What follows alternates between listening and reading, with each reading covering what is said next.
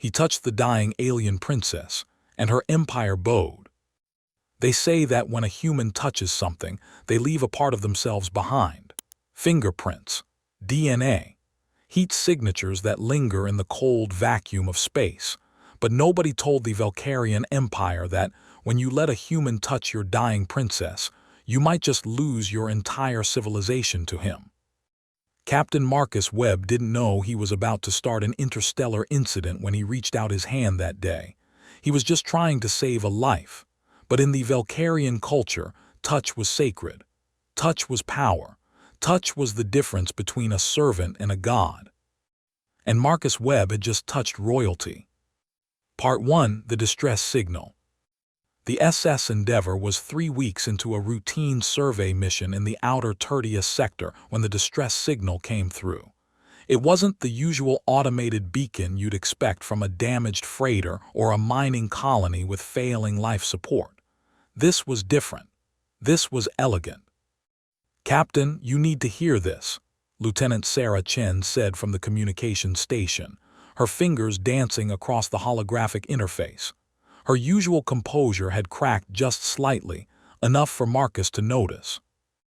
Marcus rose from the captain's chair, coffee in hand, expecting another garbled distress call in broken standard.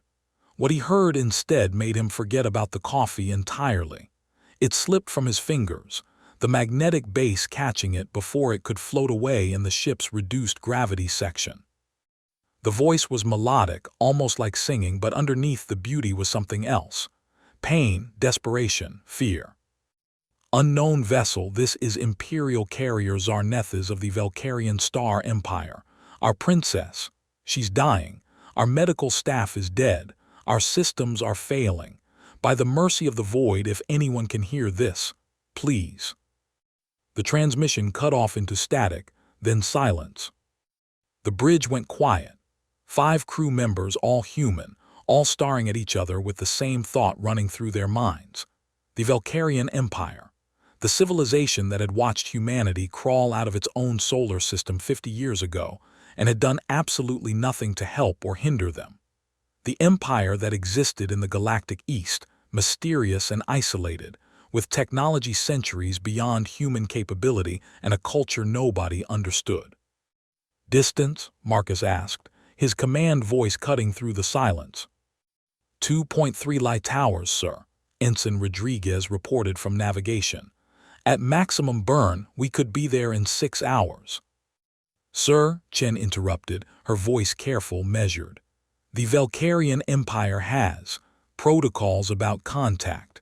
We're not supposed to approach their vessels without explicit permission from their High Council. Interstellar law is pretty clear on." "They asked for help, Lieutenant." "They asked for mercy from the void, sir. That might not be the same as asking for help from us specifically." Marcus turned to face his communications officer. Sarah Chen had been with him for 5 years, served through the Proxima crisis, saved his life twice, and had earned the right to question his decisions.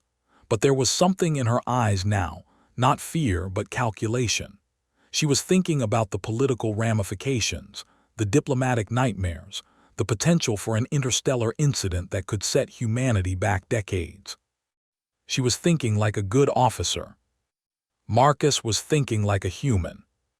"Set a course," he said quietly. "Maximum burn and send a response. Tell them humanity heard their call and were coming." The Endeavor's engines flared to life, pushing the small survey ship to velocities that would make the beam counters back at Fleet Command wince at the fuel expenditure. But Marcus had heard something in that transmission that overrode every regulation, every protocol, every carefully worded treaty.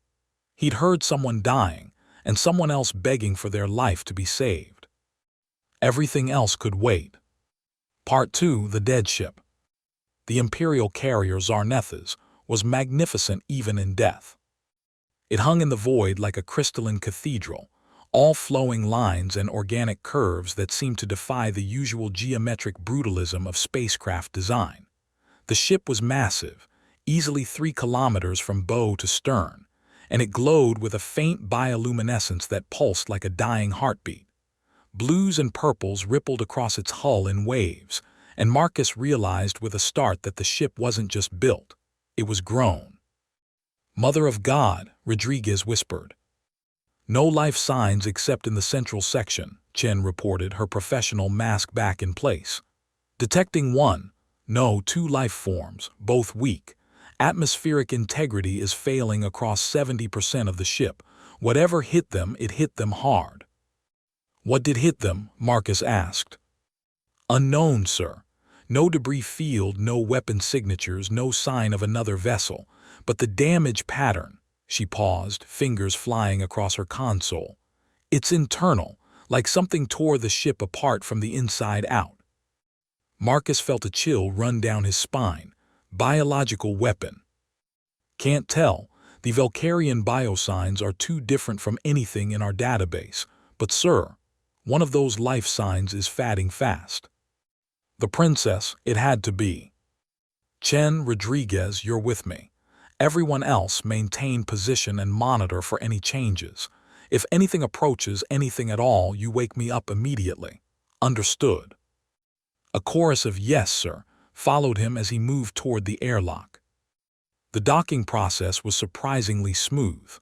The Valkyrian ship's automated systems recognized the Endeavor as a potential rescue vessel and opened a docking port without prompting. Marcus found that both impressive and unnerving. Either the Valkyrians had incredible AI, or someone on that dying ship was still conscious enough to let them in. As the airlock pressurized and the inner door hissed open, Marcus got his first look at Valkyrian architecture from the inside, and it was like stepping into a dream. Or a nightmare. The corridor was organic, all flowing curves and bioluminescent panels that flickered weakly in the darkness. But it was the smell that hit him first, sweet and wrong like flowers rotting in the sun. The air was breathable, according to his suit's sensors, but barely. Oxygen levels were dropping fast. "Stay alert," Marcus said quietly, checking his sidearm. Fleet regulations required all officers to carry weapons on unknown vessels, but he hoped to God he wouldn't need to use it. The last thing humanity needed was to shoot someone while attempting a rescue. They moved through the ship in single file, following Chen's scanner toward the life signs. The corridors were empty, but not lifeless. The walls themselves seemed to breathe, expanding and contracting slowly like the inside of some massive organism. Emergency lighting pulsed in colors humans had no names for, and twice Marcus saw what looked like symbols forming in the bioluminescence. Writing, perhaps, or warnings they couldn't read. "Captain," Rodriguez's voice was tight. "My scanner is picking up. I don't know what to call them. Organic masses. They're everywhere in the walls, the ceiling, the floor, and they're all dead." "The ship is alive," Chen said softly. "Or was. This entire vessel was a living creature, and it's dying along with its crew." That explained the smell. They were walking through the corridors of a corpse. They found the first body 10 minutes later.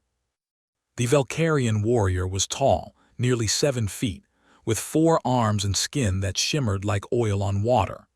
Their armor was grown directly into their flesh, Marcus realized with horror, plates of organic material that had fused with their body. But the armor hadn't saved them. Something had torn through the warrior's chest cavity, leaving a wound that was both precise and brutal. "No weapon did this," Rodriguez said, scanning the body. "This is, God, Captain, this looks like something bit them." They found 6 more bodies before they reached the central chamber. All warriors, all torn apart by something that had left no other trace. Whatever had killed them was either long gone or very good at hiding. The door to the central chamber was sealed, but as they approached, it irised open with a wet, organic sound. Beyond was a space that took Marcus's breath away. The chamber was circular, perhaps 50 meters across, with a domed ceiling that showed the stars above through some kind of transparent membrane. In the center of the room was a raised platform, and on that platform was a pool of liquid that glowed with soft, pulsing light. The liquid was the same color as the ship's bioluminescence, deep purple threaded with blue, and it moved with purpose, forming patterns and shapes that dissolved as quickly as they appeared. And floating in that pool, dying, was the most beautiful creature Marcus had ever seen. Part 3. The Princess. She was drowning in light. That was Marcus's first coherent thought as he approached the pool. The princess, because it had to be her, was suspended in the glowing liquid, her body wrapped in what looked like silk but moved like living tissue. Her skin was translucent, showing the network of veins and organs beneath, and it shifted through colors with each labored breath. Blue to purple to green to colors that hurt to look at directly. She had 4 arms like the dead warriors, but hers were elegant, almost delicate. Her face was humanoid enough to read emotion, pain, fear, resignation, but alien enough to remind him that she was other. 2 large eyes, solid black like pools of ink. No nose, just small breathing slits. A mouth that was too wide, too full of teeth that looked sharp and wrong. And she was dying. The second life sign was next to the pool, another Valkyrian, smaller, wearing robes instead of armor. They looked up as Marcus approached, and he saw something in their face that transcended species. Desperation. "You came," the robed figure said in perfect standard, their voice the same melodic quality as the distress call. "Blessed void, you actually came." "We're here to help," Marcus said, keeping his voice calm, steady. "What happened? What does she need?" The robed Valkyrian, a medical officer Marcus guessed, gestured helplessly at the pool. "The corruption. It came aboard with a trade delegation 3 cycles ago. We thought it was contained. We were wrong. It spread through the ship like fire, turning our people into things. Monsters. The princess, she used her gift to burn it out. She channeled the ship's life force through herself and incinerated every trace of the corruption." "She saved everyone," Rodriguez said quietly. "She saved the Empire," the medical officer corrected. "If the corruption had reached our home worlds, but the cost," they trailed off, looking at the princess with an expression Marcus recognized, grief. "She burned too bright. The gift consumed her from the inside. I've tried everything. Every treatment, every healing technique our people have developed over 10,000 years. Nothing works. She's fatting." Marcus approached the pool slowly, his boots making soft sounds on the organic floor. Up close, he could see the damage more clearly. The princess's translucent skin showed organs that were shutting down, systems that were failing. Her breathing was shallow, irregular. As he watched, her colors dimmed, cycling through darker and darker shades. "How long does she have?" he asked. "Minutes, maybe an hour if the void is merciful." "What about cryostasis? We could freeze her by time for." "We tried. Her body rejected it. The gift that saved us is killing her, and it won't allow any intervention. It's burning through everything I try to use to stabilize her." Marcus stared at the dying princess, his mind racing through options, scenarios, possibilities. This was wrong. They had come all this way, pushed their ship to the edge of its capabilities, and for what? To watch someone die anyway. "There must be something," he said. "Some treatment, some technology." "There is one thing," the medical officer said quietly, "but it's forbidden, absolutely forbidden. The punishment for even suggesting it would be death." Marcus turned to face them. "Tell me." The medical officer looked from Marcus to the princess and back again. When they spoke, their voice was barely above a whisper. "In our culture, touch is sacred. We don't touch casually the way your species does. Touch transfers essence, spirit, life force. It's why our warriors don't wear gloves, why our medical staff use tools at a distance. Physical contact between Valkyrians is reserved for bonding, for combat, for—" They paused. "For royalty." "I don't understand," Chen said. "What does that have to do with—" "The princess is dying because she has no anchor," the medical officer continued. "She burned her essence saving the ship, and now there's nothing to hold her here. In normal circumstances, she would bond with a consort, someone who could share their life force with her, ground her power. But all the acceptable candidates died fighting the corruption." Marcus felt something click in his mind. "You're saying she needs someone to touch her?" "No, The medical officer's voice was sharp. I'm saying that if someone were to touch her, someone with a strong life force, someone alien enough that the gift might not burn through them immediately, they might be able to anchor her long enough for her body to heal. But that someone would have to be incredibly foolish because the process would bond them to her permanently.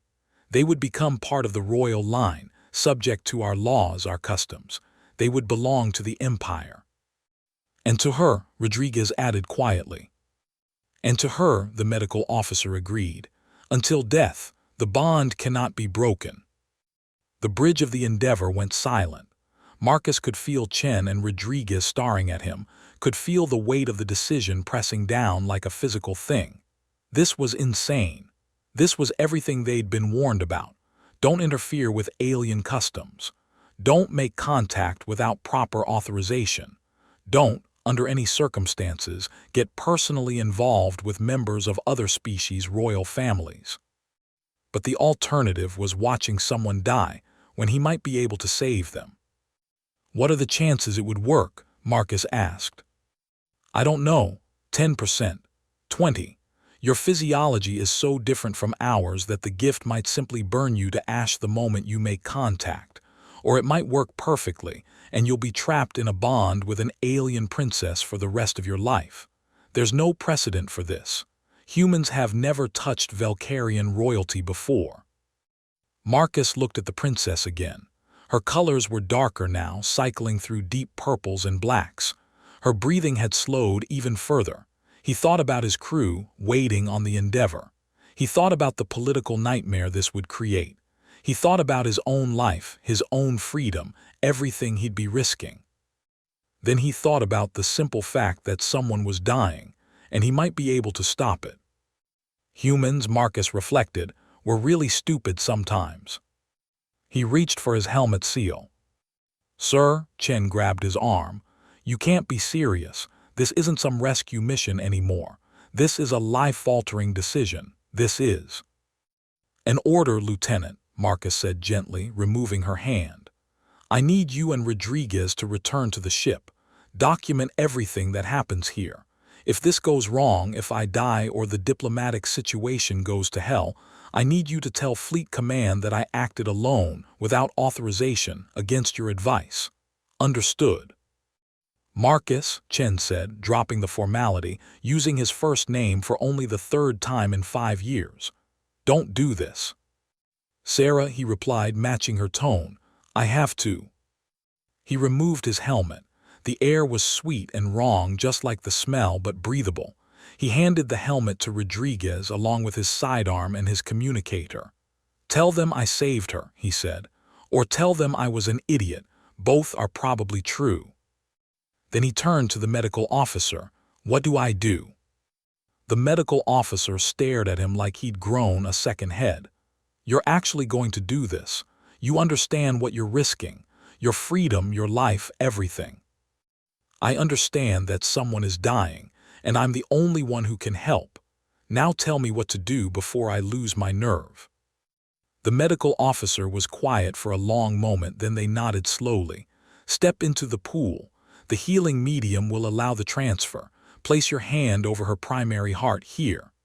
They gestured to a spot on the princess's chest. And don't let go, no matter what happens. If you break contact before the bond forms, you'll both die. Marcus didn't let himself think. Thinking was the enemy now. He kicked off his boots and stepped into the pool. The liquid was warm, almost hot, and it climbed up his legs like it was alive. Because it probably was alive, he realized. Everything on this ship was alive. He waded deeper, the medium reaching his waist, his chest.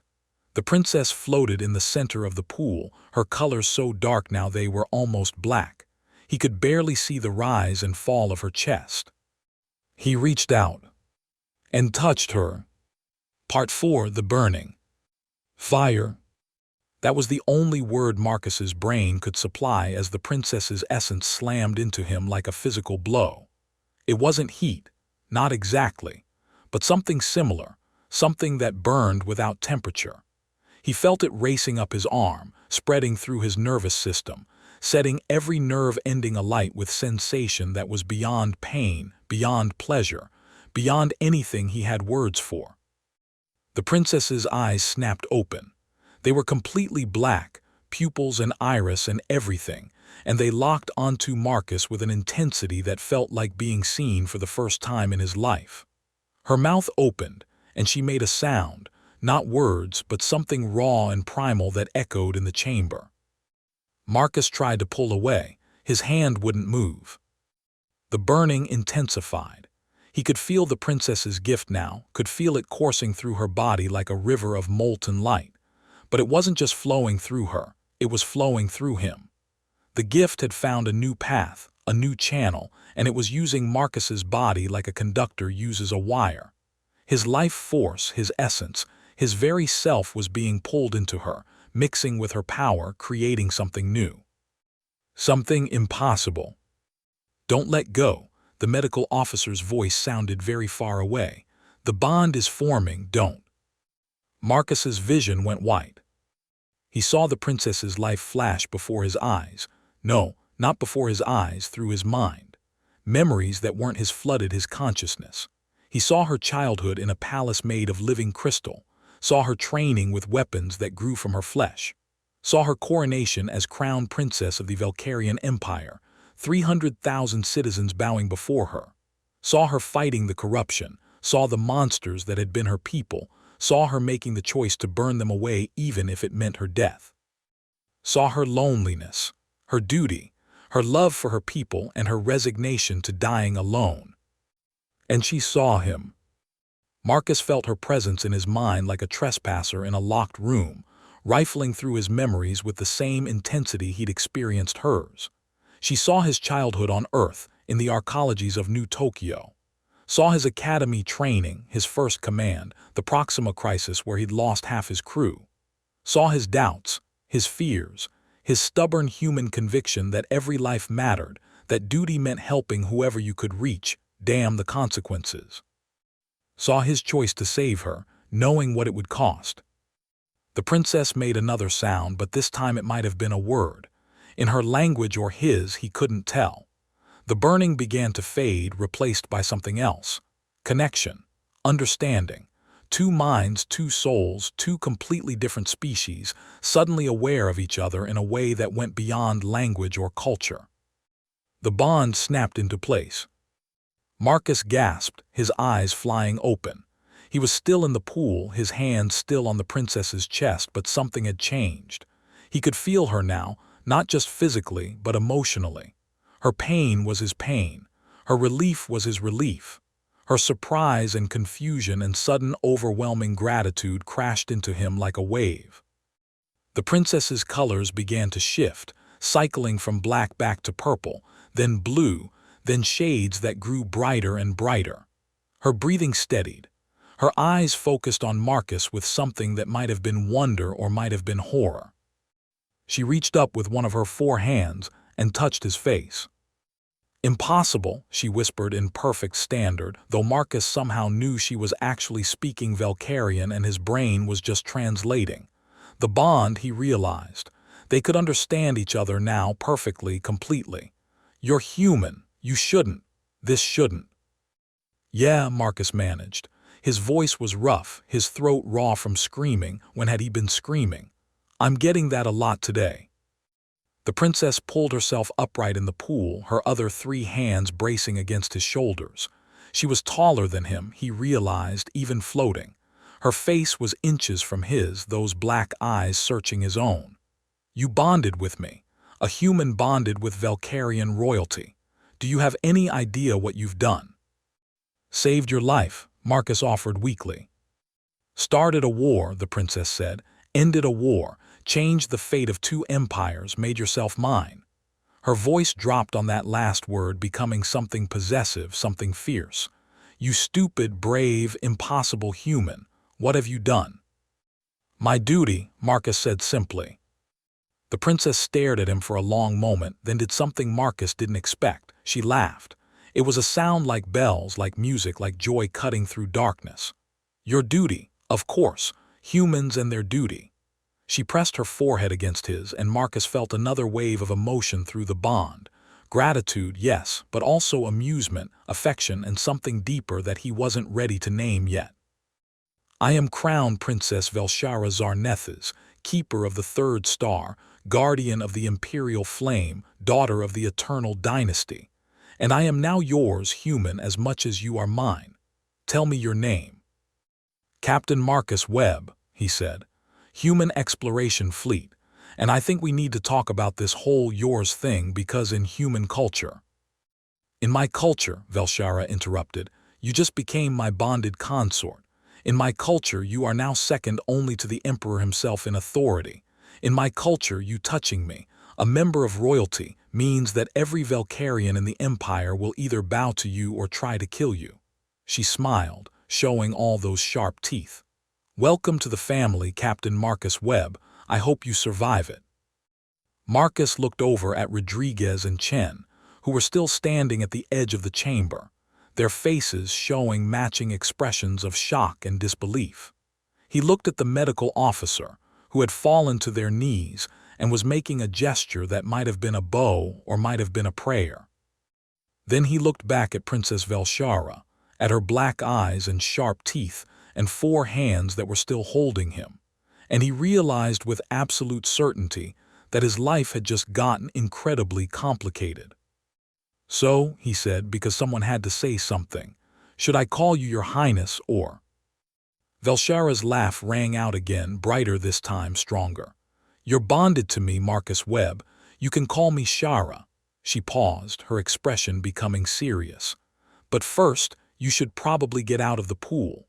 The healing medium is designed for Valkyrians, and I can feel through our bond that it's making you very uncomfortable. Marcus realized she was right. Now that the adrenaline was fatting, he could feel the medium clinging to his skin in a way that wasn't quite painful but wasn't pleasant either. He started to wade toward the edge of the pool, then stopped as Velshara moved with him, her hand still touching his arm. You can let go now, he said gently. The bond is formed, right? You're healed.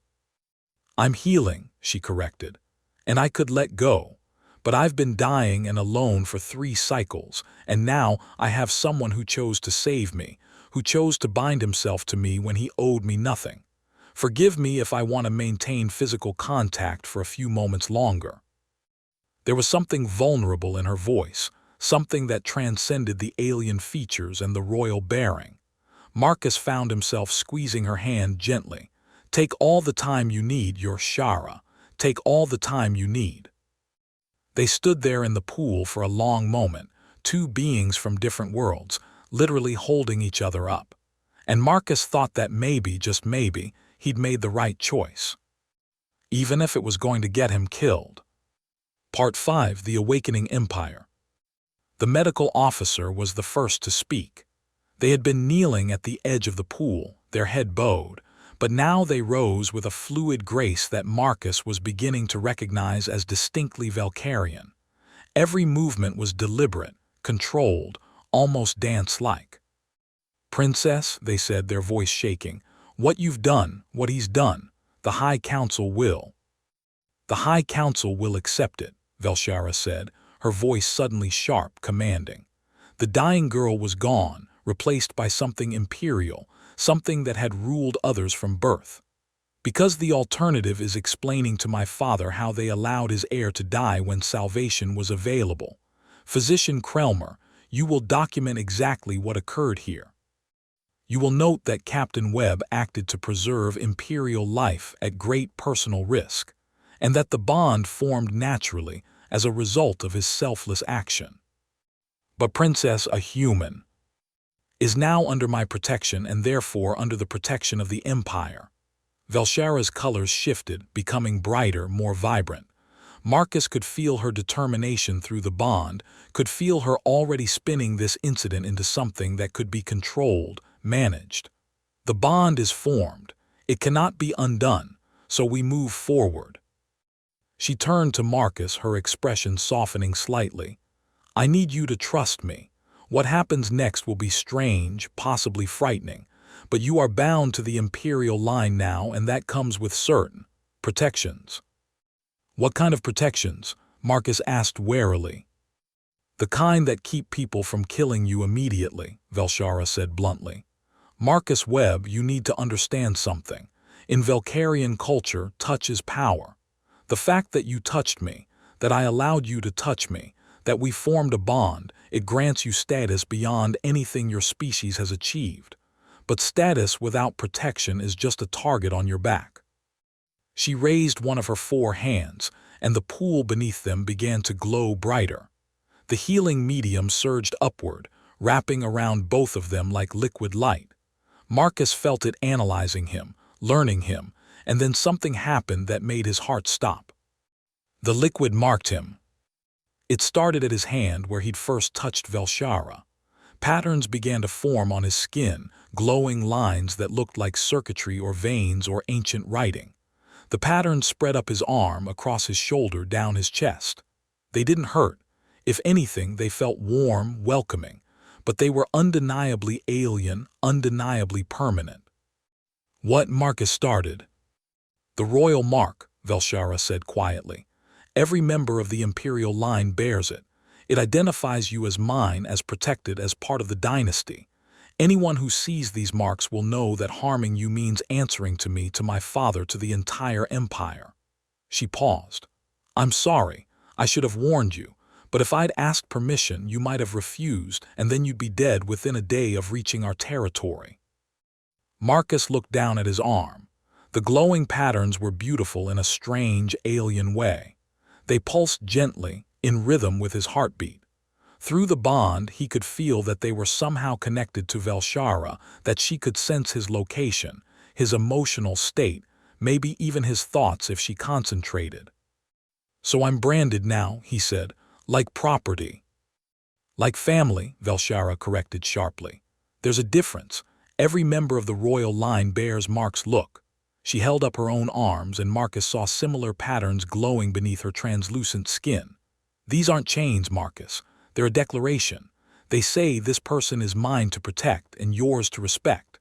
In a culture where assassination is an art form and political marriages are battlegrounds, these marks are the difference between a consort and a corpse. Comforting, Marcus muttered. It's honest, Velshara said. She stepped out of the pool, her movement steady, now strong. The healing medium fell away from her like water, leaving her skin glowing with health. She was magnificent, Marcus realized. Not beautiful by human standards, too alien for that, but magnificent in the way a storm was magnificent or a predator. Now come. We need to restore the ship's systems and contact the Empire, and you need to meet what's left of my crew. The 2 who were with me, Marcus started. Are safe, Velshara assured him. I can feel them through the ship. The Zarnethas is part of me, bonded to my line for 17 generations. Now that I'm healing, the ship is healing too. Its systems are coming back online. Your companions are being escorted to a safe location. She paused. Though I imagine they're terrified. Can you blame them? Marcus said. Their captain just bonded himself to an alien princess, got branded with glowing alien tattoos, and is now apparently second in command of an empire they barely know exists. When you put it that way, it does sound rather dramatic, Velshara admitted. A smile played at the corners of her too wide mouth. You humans do love your drama, don't you? Says the princess, who nearly died saving her entire empire. Fair point. They left the pool chamber together, Velshara moving with renewed energy, Marcus trying not to stumble as his legs adjusted to solid ground again. Physician Krelmer followed at a respectful distance, their medical equipment floating beside them on anti-gravity fields. The ship's corridors were brighter now, the bioluminescence pulsing with renewed vigor. Marcus could hear sounds in the distance, machinery coming online, systems rebooting, the ship itself waking from its near-death state. How many survived? Marcus asked quietly. Velshara's colors dimmed slightly. 37 out of a crew of 600, the corruption. It worked fast. By the time we realized what was happening, it was too late to save most of them. My royal guard, my advisors, my friends. She stopped walking, her 4 hands clenching into fists. I killed them. I had to. The corruption turned them into monsters, and the only way to stop it was to burn it out. Burn them out. Through the bond, Marcus felt her grief, her guilt, the weight of all those deaths pressing down on her. He did something that probably violated a dozen cultural taboos and protocols. He reached out and took her hand. "You saved 37 people," he said firmly. "You saved your empire from a plague that could have destroyed it. You made an impossible choice and you lived with the consequences. That's not murder, Shara. That's command." She looked at him, her black eyes searching his face. "Is that what you tell yourself, when you lost half your crew at Proxima?" Marcus flinched. She'd seen that memory when they bonded, had seen the worst day of his life laid bare. "Every day," he admitted, "every single day." Velshara squeezed his hand with a strength that should have hurt but somehow didn't. "Then we understand each other, Captain Marcus Webb. We are both leaders who have buried our people. We are both warriors who carry our dead with us." She started walking again, pulling him along. "Come, let's meet the 37 who lived. They deserve to know that their princess survived, even if the price was bonding with a human." They found Chen and Rodriguez in what appeared to be a medical bay, surrounded by 5 Valkyrian warriors who were trying very hard to look non-threatening while still being obviously armed and dangerous. The relief on Chen's face when she saw Marcus was palpable. "Captain," she said, then her eyes widened as she took in his new marks. "Sir, your arm." "Is fine," Marcus said quickly. "Chen Rodriguez, I'd like you to meet Crown Princess Velshara Zarnethas. Your Highness, these are 2 of my officers, Lieutenant Sarah Chen and Ensign Diego Rodriguez." Velshara studied them with an intensity that made both humans visibly uncomfortable. "Your captain is either the bravest being I've ever met or the most foolish," she said finally. "I haven't decided which." "Both, ma'am," Chen said without hesitation. "Definitely both." Velshara's laugh rang out again, that musical sound that seemed to ease some of the tension in the room. "I like you, Lieutenant Chen. You speak truth to power, that's rare in any culture." She turned to her warriors, switching to Valkyrian. The language was beautiful, all flowing syllables and harmonics, but Marcus found he could understand it perfectly through the bond. "Stand down. These humans are guests, not prisoners. They saved your princess's life. Show them the respect that deserves." The warriors immediately relaxed, their postures shifting from combat-ready to ceremonial. One of them, a massive individual with deep purple skin and armor that seemed to grow directly from their body, stepped forward and bowed deeply to Marcus. "Consort," they said in heavily accented standard, "I am War Master Threlkos. I serve the princess. Now I serve you as well." Marcus looked at Velshara, who nodded encouragingly. Thank you, War Master, but I'm just." "You are bonded to the crown, princess," Threlkos said firmly. "You bear the royal marks. You are consort whether you accept the title or not. The bond has made it so." Rodriguez made a small choking sound that might have been a laugh or might have been panic. Chen just stared at Marcus with an expression that clearly said, "We need to talk about this, sir." "How long until we can contact the Empire?" Velshara asked Threlkos, smoothly redirecting the conversation. "Communications are coming online now, princess, but," the War Master hesitated, "the High Council will have questions, many questions." "Let them question," Velshara said, her colors brightened, becoming almost challenging. "I am alive because of this human. The Empire is safe because of this human.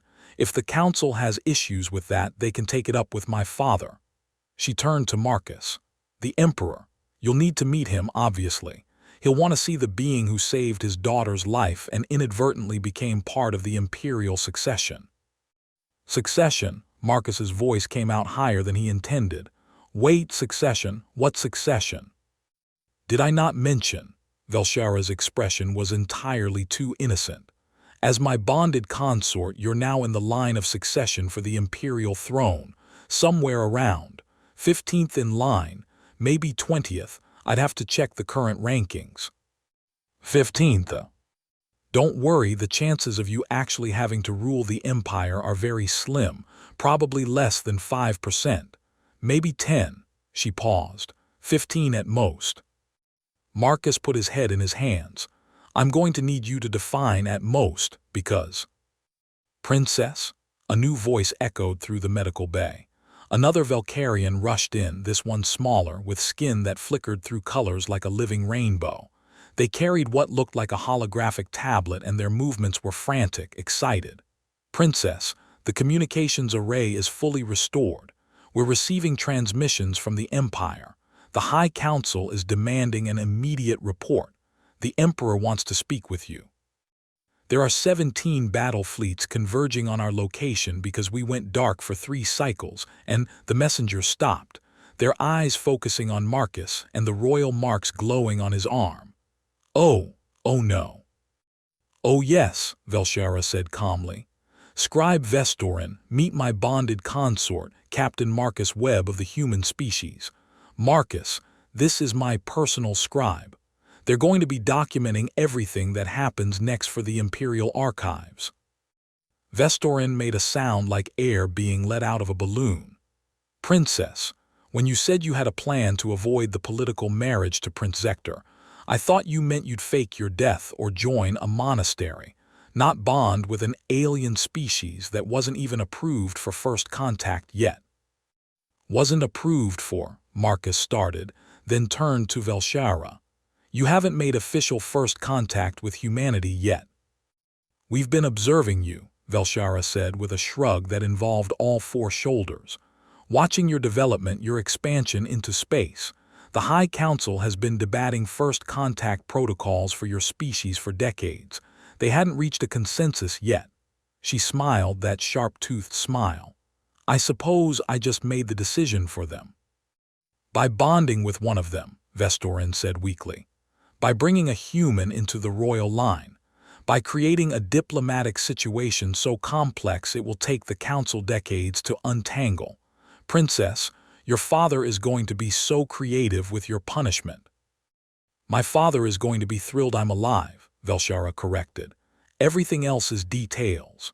She turned to Marcus, and through the bond he felt something shift, determination hardening into decision.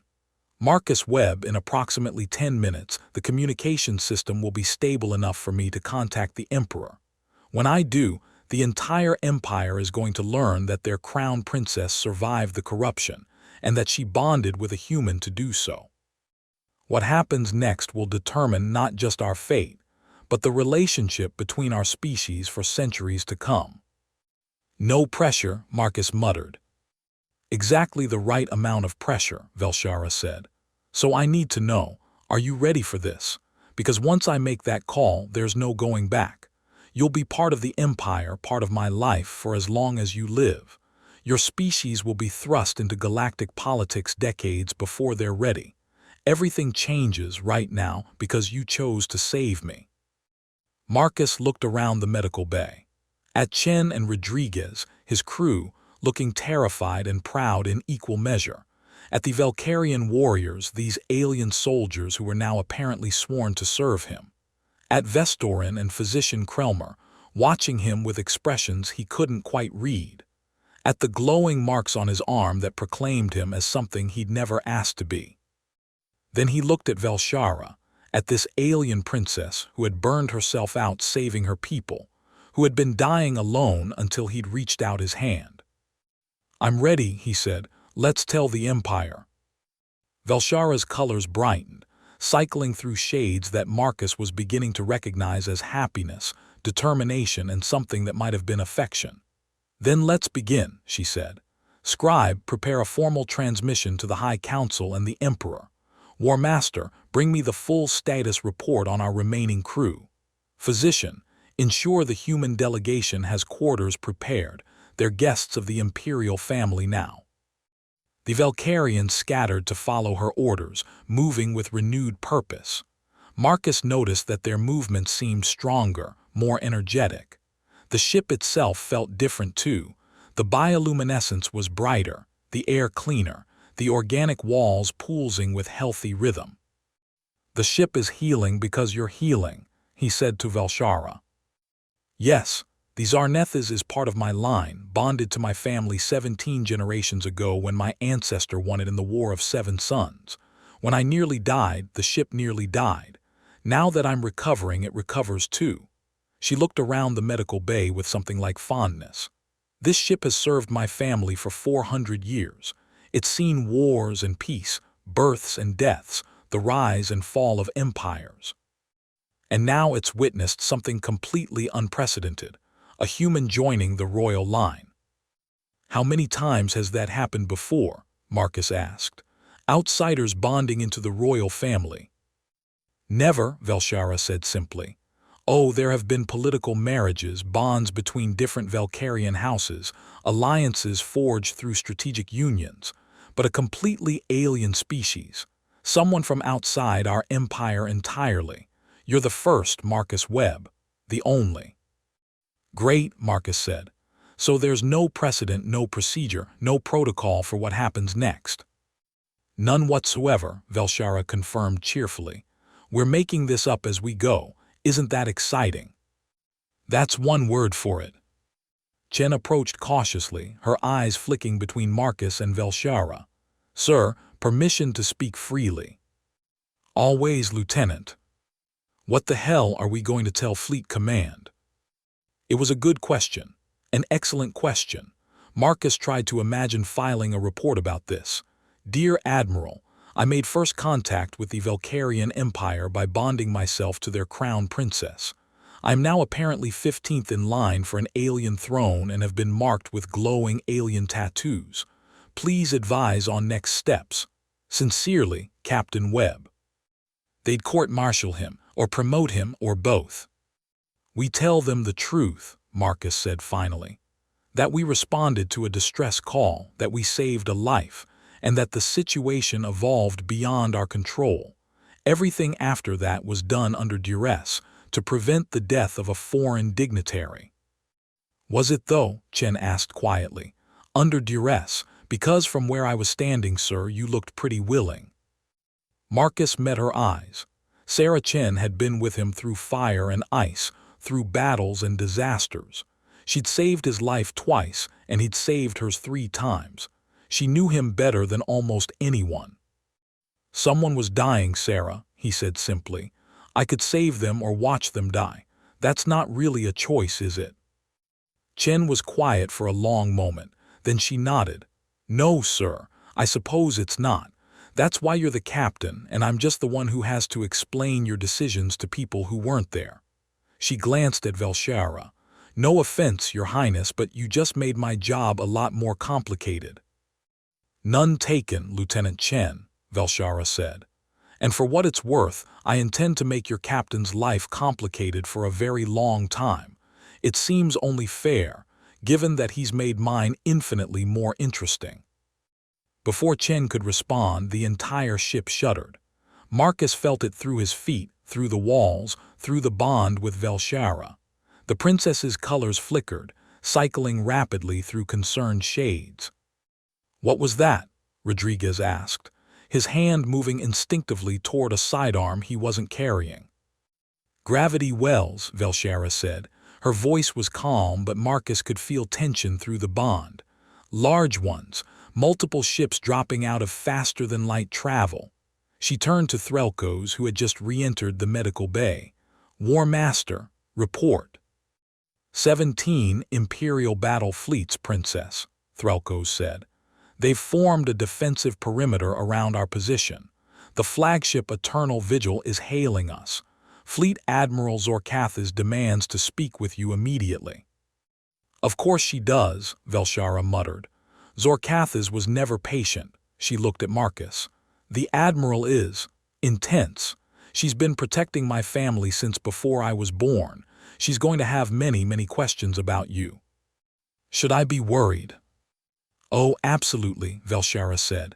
"But don't worry, I won't let her kill you, probably." Again, very comforting. They made their way to the bridge, or what passed for a bridge on a living ship. The command center was a circular chamber with walls that displayed real-time images of the surrounding space, and what Marcus saw made his breath catch. 17 fleets, 17 massive formations of ships, each one containing dozens of vessels that made the Zarnethas look small by comparison. carriers and battleships and cruisers, all of them displaying the same flowing, organic design aesthetic, all of them glowing with bioluminescence. All of them pointed toward the damaged Zarnethas like a forest of predators surrounding wounded prey. "That's a lot of firepower," Rodriguez whispered. "That's a fraction of the Imperial Navy," Velshara said. "If my father thought I was truly in danger, he'd have sent everything. As it is, 17 fleets is just concern." She moved to the center of the chamber where a holographic display materialized in the air. "Open a channel to the Eternal Vigil, full formal protocols, and someone get the human crew proper robes. They can't meet the fleet admiral dressed like that." "Dressed like what?" Marcus looked down at his survey uniform, which was practical, comfortable, and apparently completely inappropriate for meeting alien military commanders. "Like soldiers," Velshara said. "You're consort now, Marcus. You represent the royal family. You need to look like it."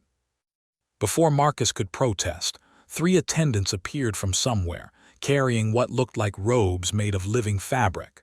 The material shimmered and moved on its own, flowing like water, and when they draped it over his shoulders, it immediately adjusted to fit him perfectly. The fabric was warm, comfortable, and completely alien. "Better," Velshara said approvingly. "Now you look like someone who belongs at my side." "I'm not sure I do belong." "Marcus." Velshara turned to face him fully, all 4 hands reaching out to grip his shoulders. Through the bond, he felt her certainty, her determination, her absolute conviction. "You saved my life. You bonded with me. You bear the royal marks. By every law of my people, by every custom and tradition, you belong at my side. The Empire will accept this or they will answer to me. Do you understand?" Marcus looked into those black eyes and saw something that made his heart race. Not fear, but recognition. This was a leader.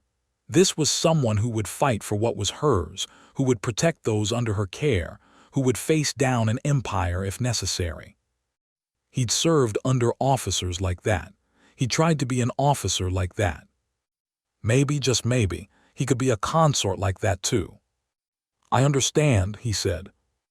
"Good." Velshara released him and turned back to the holographic display.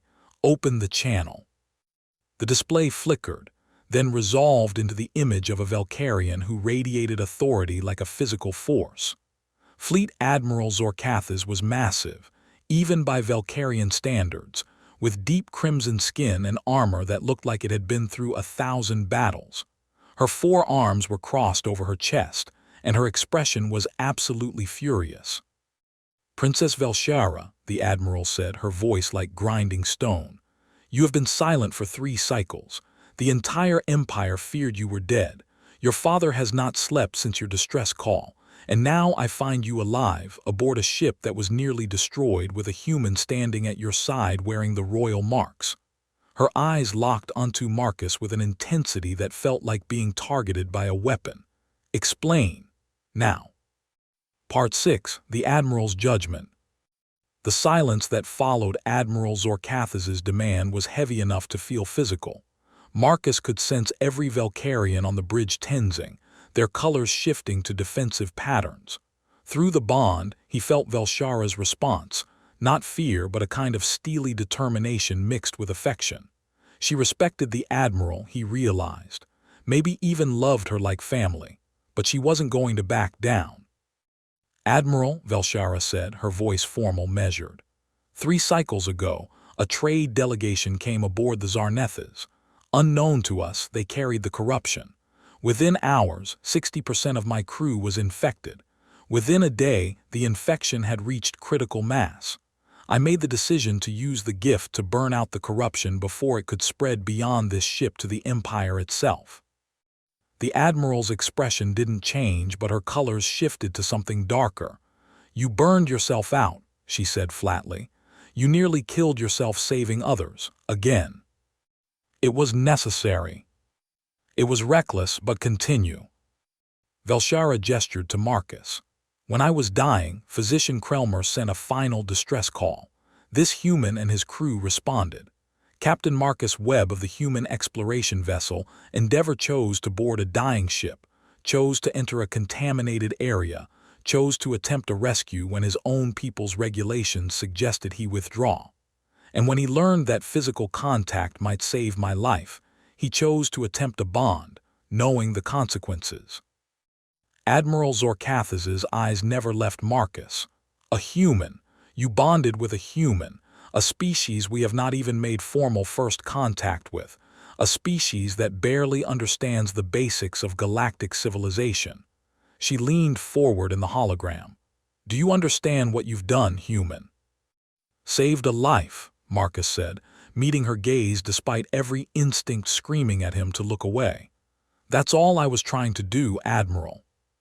Saved a life, the Admiral repeated, by binding yourself permanently to the crown princess of the Valkyrian Empire, by becoming part of the royal succession, by creating a diplomatic situation so complex it will reshape relations between our species for generations.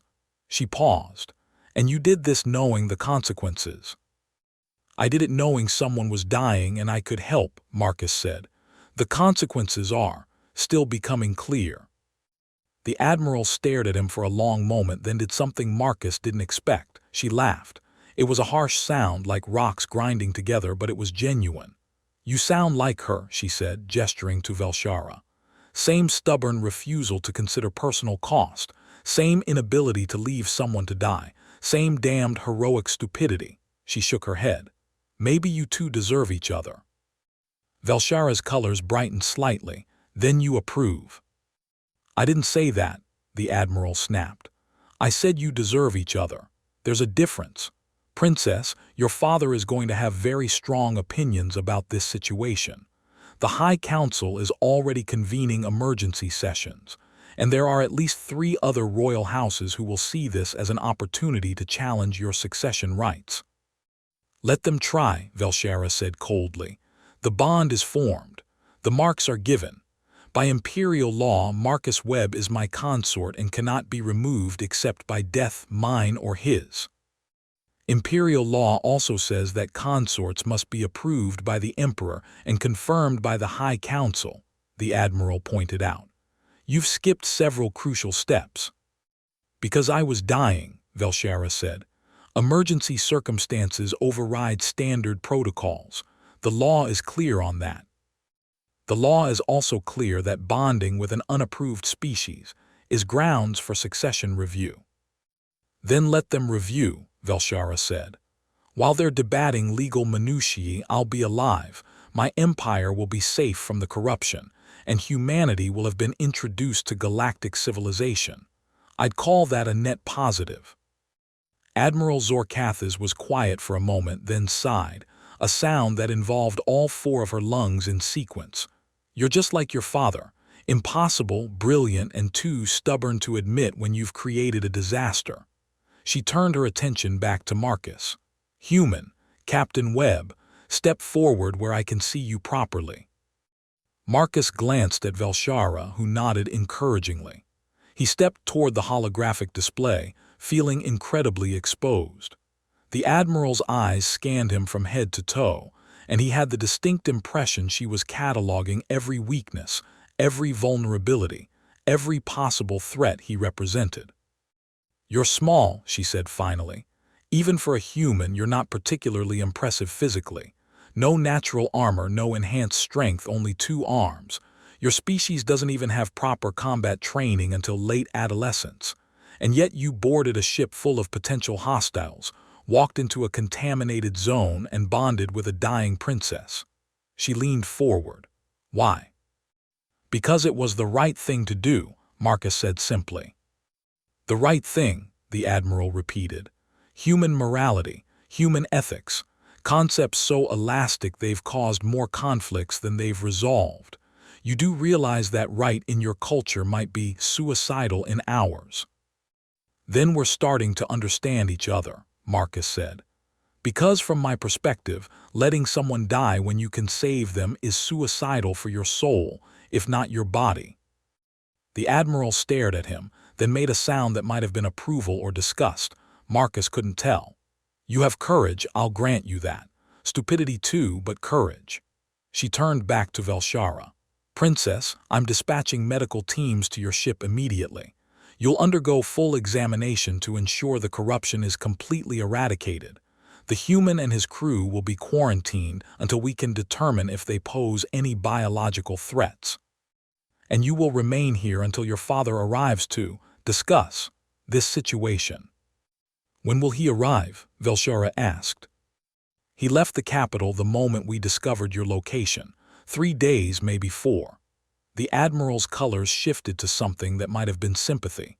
Princess, you know I love you like my own daughter, but your father is going to be furious. Not about you surviving, never about that, but about the methods, the complications, the political nightmare you've created. Prepare yourself. I'm prepared for anything, Velshara said, as long as Marcus is safe. The human is bonded to you. That makes him protected under imperial law. No one will harm him while he bears the royal marks. The Admiral paused. At least, no one will harm him officially. But Princess, you've made enemies today. Houses that wanted to bond their own candidates to you. Factions that see humanity as a threat. Political operators who will use this situation to their advantage. Your bonded consort needs to understand what he's walked into. Marcus felt a chill run down his spine. He'd known, intellectually, that bonding with alien royalty would be dangerous. But hearing it laid out so bluntly made it real in a way it hadn't been before. I'll protect him, Velshara said firmly. Through the bond, Marcus felt her determination like a physical thing, warm and fierce. You're one princess, Shara, the Admiral said, using the informal name for the first time. I know you're powerful, I know you're skilled, but you're also recovering from nearly dying. You can't be everywhere, watch every shadow, counter every move. Your bonded consort will need more than your protection. She looked at Marcus again. He'll need to learn how to survive in our world. Then teach me, Marcus said. The words came out before he could think about them, but once they were said, he didn't take them back. Admiral, I'm not stupid. I know I'm out of my depth. I know your culture is completely different from mine. But I'm a fast learner and I'm not planning to die anytime soon. If you can help me understand what I need to know, I'm listening. Admiral Zorkathis studied him for a long moment. Do you know what happens to most aliens who bond with Valkyrian royalty, Captain? I'm guessing it's not good. It's never happened before, the Admiral said. But based on what happens to weak consorts from our own species, they're used as weapons against their bonded partners. Kidnapped, tortured, killed. Used to manipulate, to control, to break the person they're bonded to. The connection goes both ways, human. What hurts you will hurt the princess. What kills you will wound her, maybe permanently. You're not just a consort, you're a vulnerability. Through the bond, Marcus felt Velshara's flash of anger, but he held up a hand before she could speak. Then I'll have to make sure I'm not weak, he said to the Admiral. I'll have to learn fast, adapt faster, and become the kind of consort who's an asset instead of a liability. Tell me what I need to do. The Admiral's expression was unreadable. Then, slowly, something that might have been respect entered her colors. Medical teams will arrive within the hour. Submit to their examinations without resistance. Your crew as well. While you're being evaluated, I'll send combat instructors to begin your training. Training? Rodriguez spoke up for the first time, his voice cracking slightly. Sir, we're just here to. You're here now, the Admiral cut him off. Part of the Imperial family, whether you like it or not. Your captain's choices have bound you to this situation. You can either learn to survive it or become casualties. Choose. Chen and Rodriguez looked at Marcus, who could only shrug helplessly. You heard the Admiral, he said. We're doing this. Sir, Chen said carefully, Fleet Command is going to have so many questions. Fleet Command can wait, Marcus said. Right now, we focus on staying alive and figuring out what happens next.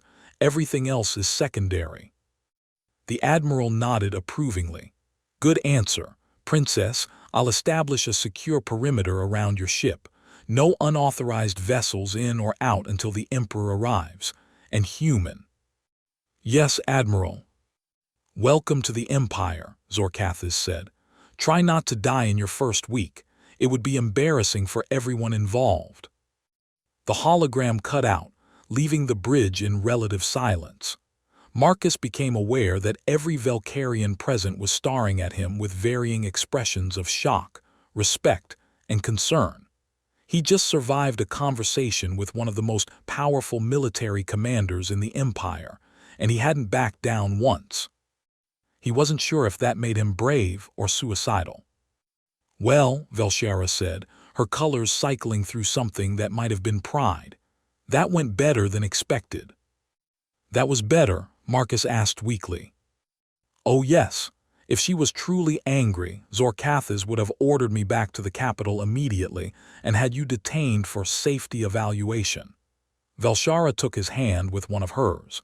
"The fact that she's sending instructors instead of guards means she's willing to give you a chance.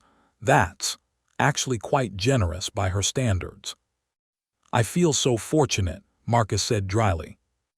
"You should," Velshara said seriously. "Zorkathas doesn't give chances lightly. She's seen too many warriors die to waste effort on those who won't survive. If she's willing to train you, it means she thinks you have potential." She paused. "Or she's doing it for me, possibly both." Through the bond, Marcus felt Velshara's affection for the Admiral, mixed with old memories of training sessions and battles fought side by side. Zorkathas had helped raise Velshara, he realized, had trained her, protected her, watched her grow from child to warrior to princess. Of course she'd be protective. Of course she'd be suspicious of the alien who'd suddenly bonded with her charge. Marcus would have felt the same way. "All right," he said, straightening his shoulders. "What happens now?" "Now we wait for the medical teams," Velshara said. "Then you undergo probably the most invasive examination of your life. Then you begin training that will be brutal, painful, and potentially fatal if you're not careful. Then my father arrives and you get to explain to the Emperor of the Valkyrian Empire why you're worthy of bonding with his daughter." She smiled, showing all those sharp teeth. "Should be fun." "Your definition of fun is terrifying," Marcus said. "You're bonded to me now," Velshara said. "You should probably get used to it." Part 7. The Emperor's Arrival. 3 days. That's how long Marcus had to prepare for meeting the Emperor of the Valkyrian Empire. 3 days of medical examinations that proved his biology was compatible with Valkyrian environments, barely. 3 days of combat training that left him bruised, exhausted, and significantly more aware of how many ways a Valkyrian could kill a human, at least 47, according to his instructor. 3 days of cultural briefings that made his head spin with protocols, customs, and taboos he was almost certainly going to violate accidentally. 3 days of learning that being bonded to an alien princess was infinitely more complicated than simply saving her life. The medical examinations had been thorough. Physician Krelmer had taken samples of everything, blood, tissue, even the glowing marks on his skin. They'd scanned him with devices that made his teeth ache and his bones vibrate. They'd tested his reflexes, his healing rate, his tolerance for different atmospheric conditions. And through it all, Velshara had stayed nearby, her presence in the bond a constant reassurance that he wasn't alone in this. The results had been fascinating and terrifying in equal measure. "Your cellular structure is incredibly adaptable," Krelmer had explained, showing him holographic displays of his own cells interacting with Valkyrian biological markers. "Most species can't bond with us at all. Our biology is too different, our energy signatures incompatible. But humans, your evolutionary path emphasized adaptability over specialization. Your cells don't reject foreign markers, they try to integrate them. It's why the bond worked, why you survived contact with the gift." "Is that good?" Marcus had asked. "It means you won't die from simple exposure to Valkyrian environments," Krelmer had said. "It also means the bond is deeper than anyone expected. You're not just emotionally connected to the princess, you're beginning to sync biologically. Your cellular rhythm is matching hers. In a few months, you might even start to develop minor gift sensitivity." That had been a shock. The gift was Valkyrian, not human. The idea that he might develop even a fraction of that power was both thrilling and terrifying. The combat training had been worse. His instructor was a warrior named Skelthar, and she had absolutely no patience for human weakness. She was fast, brutal, and creative in her methods of demonstrating how easily a Valkyrian could kill an unprepared human. On the first day, she disarmed him in 3 seconds. On the second day, she'd had him unconscious in 5. On the third day, he'd managed to last almost a full minute before she swept his legs and pinned him to the mat with 2 of her 4 hands. Better, she'd said, which from her was practically effusive praise. You're learning, slowly, like a child learning to walk, but learning. Thanks, Marcus had gasped from the floor. That's encouraging. Don't be encouraged, Skelthar had said. Be realistic. You're a human trying to survive in a Valkyrian world. Even with training, you're at a massive disadvantage. Your only advantages are that humans are creative, surprisingly durable, and apparently too stupid to give up when any rational being would. Again with the stupid comments, Marcus had muttered. If you weren't stupid, you wouldn't have bonded with royalty, Skelthar had said flatly. But stupid can be useful if properly directed. Now get up. We're doing this again until you can last 2 minutes. Chen and Rodriguez had their own training sessions, learning basic Valkyrian protocols and self-defense techniques. They'd adjusted better than Marcus expected, Chen with her usual pragmatic efficiency, Rodriguez with a wide-eyed enthusiasm that made the Valkyrian instructors shake their heads in confusion. Your species is strange, Skelthar had commented once, watching Rodriguez enthusiastically fail to properly grip a Valkyrian training weapon. You face impossible situations with joy instead of proper fear. Humans are weird, Marcus had agreed. We're kind of famous for it. Now, on the morning of the 4th day, Marcus stood on the bridge of the Zarnethas and watched as the Emperor's fleet approached. If Admiral Zorkathas's 17 battle fleets had been impressive, the Emperor's escort was overwhelming. 50 fleets, maybe more, arranged in a formation so complex it looked like a 3-dimensional mandala. At the center was a ship that made every other vessel look like a toy. The Eternal Dynasty, the Emperor's flagship, a living ship that was said to be over 3,000 years old, bonded to the imperial line since the founding of the empire itself. That's, Rodriguez started, then trailed off, apparently lacking words. Terrifying, Chen supplied. Magnificent, proof that we're completely out of our depth. All of the above, Rodriguez agreed. Velshara stood next to Marcus, her 4 hands clasped behind her back in a formal pose. She'd been quiet all morning, her colors muted, and through the bond he could feel her anxiety mixing with anticipation. She hadn't seen her father in almost a year, he'd learned. Imperial duty kept them apart more often than not, and their relationship was complicated by layers of protocol and expectation. She loved him, Marcus knew, feared disappointing him, wanted his approval desperately, even though she'd never admit it out loud. He took her hand. She glanced at him, surprised. Touching in public, she said quietly. That's still unusual for my people, you know. I'm bonded to you, Marcus said. That means touching is allowed, right? Or expected. The cultural briefings were a bit unclear on that point. It's complicated, Velshara admitted. Bonded pairs are allowed public displays of affection, yes, but royal bonded pairs are expected to maintain a certain dignity, a certain distance, especially in formal situations. What you're doing now, holding my hand while my father approaches, it's a statement. What kind of statement? That you're not intimidated by him, Velshara said, that you're claiming your place at my side, that you're protective of me even in the presence of the Emperor himself. Her colors shifted to something warmer. It's actually rather romantic by Valkyrian standards. I just didn't want you to be nervous alone, Marcus said. I know, Velshara said softly. That's what makes it romantic. The eternal dynasty came to rest at a distance that was probably calculated to be impressive without being threatening, about 10 kilometers off their bow. For several long minutes, nothing happened. Then space itself seemed to shimmer, and a transport vessel appeared, heading directly toward the Zarnethas. "Here we go," Velshara murmured. "Remember, don't speak unless spoken to, don't make direct eye contact for more than a few seconds, and absolutely do not touch my father unless he touches you first." "Noted," Marcus said, mentally adding those rules to the already lengthy list of protocols he was trying not to forget. "Anything else?" "Yes." Velshara turned to face him fully, her expression serious. "My father is the most powerful being in the Empire. He's ruled for over 200 years. He's fought in wars that reshaped entire sectors of space.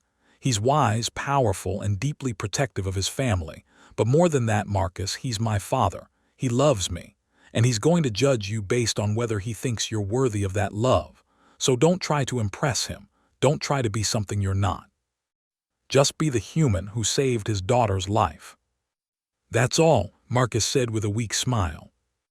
"That's everything," Velshara said. The transport docked with a precision that spoke of centuries of practice. Marcus watched on the holographic displays as the airlock cycled open and figures began to emerge. First came the Imperial Guard, 20 warriors in armor that made War Master Threlkos's equipment look primitive. They moved in perfect synchronization, securing the corridor, their weapons ready but not aimed. Professional, efficient, deadly. Then came the advisors, Valkyrians in elaborate robes, carrying devices Marcus couldn't identify. They looked around the bridge with expressions that ranged from curiosity to concern, taking in the damage, the repairs, the human crew standing nervously to one side. Then came the Emperor. Emperor Calvith Zarnethas was not what Marcus expected. He'd been imagining something massive, imposing, covered in battle scars and radiating authority. What he got instead was a being of almost delicate appearance, tall and thin, with skin that shimmered through colors so subtle and complex that Marcus's eyes couldn't quite track them. The Emperor wore simple robes, no armor, no obvious weapons.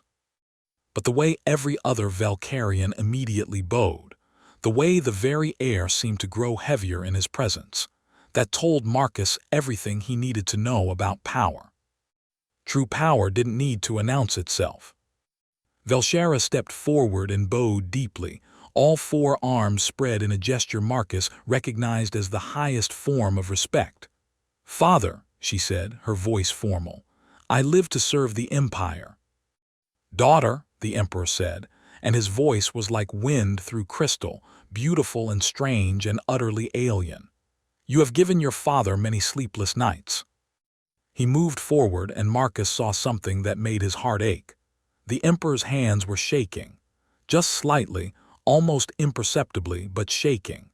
And when he reached Velshara, when he placed all 4 of his hands on her shoulders, Marcus saw something in his expression that transcended species.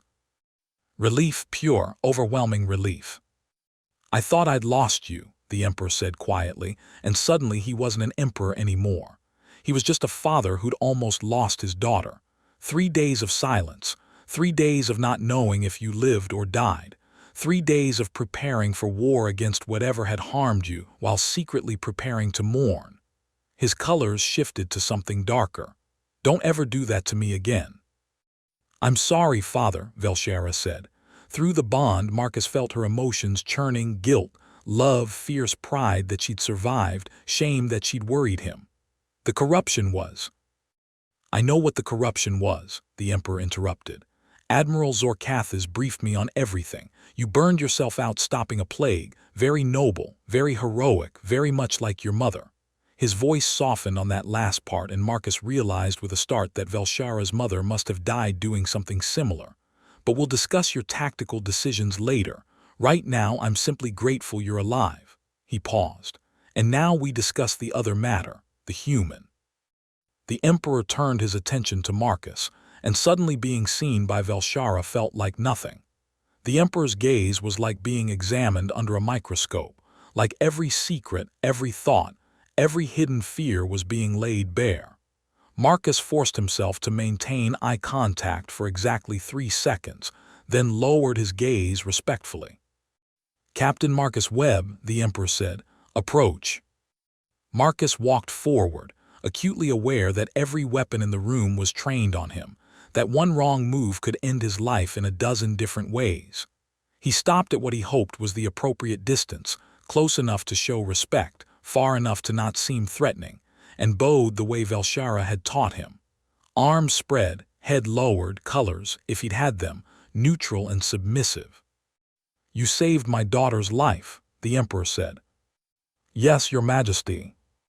And in doing so, bonded yourself to her, became part of my family, inserted your species into imperial politics decades before they were ready, created a diplomatic situation so complex my advisors are still trying to model the outcomes."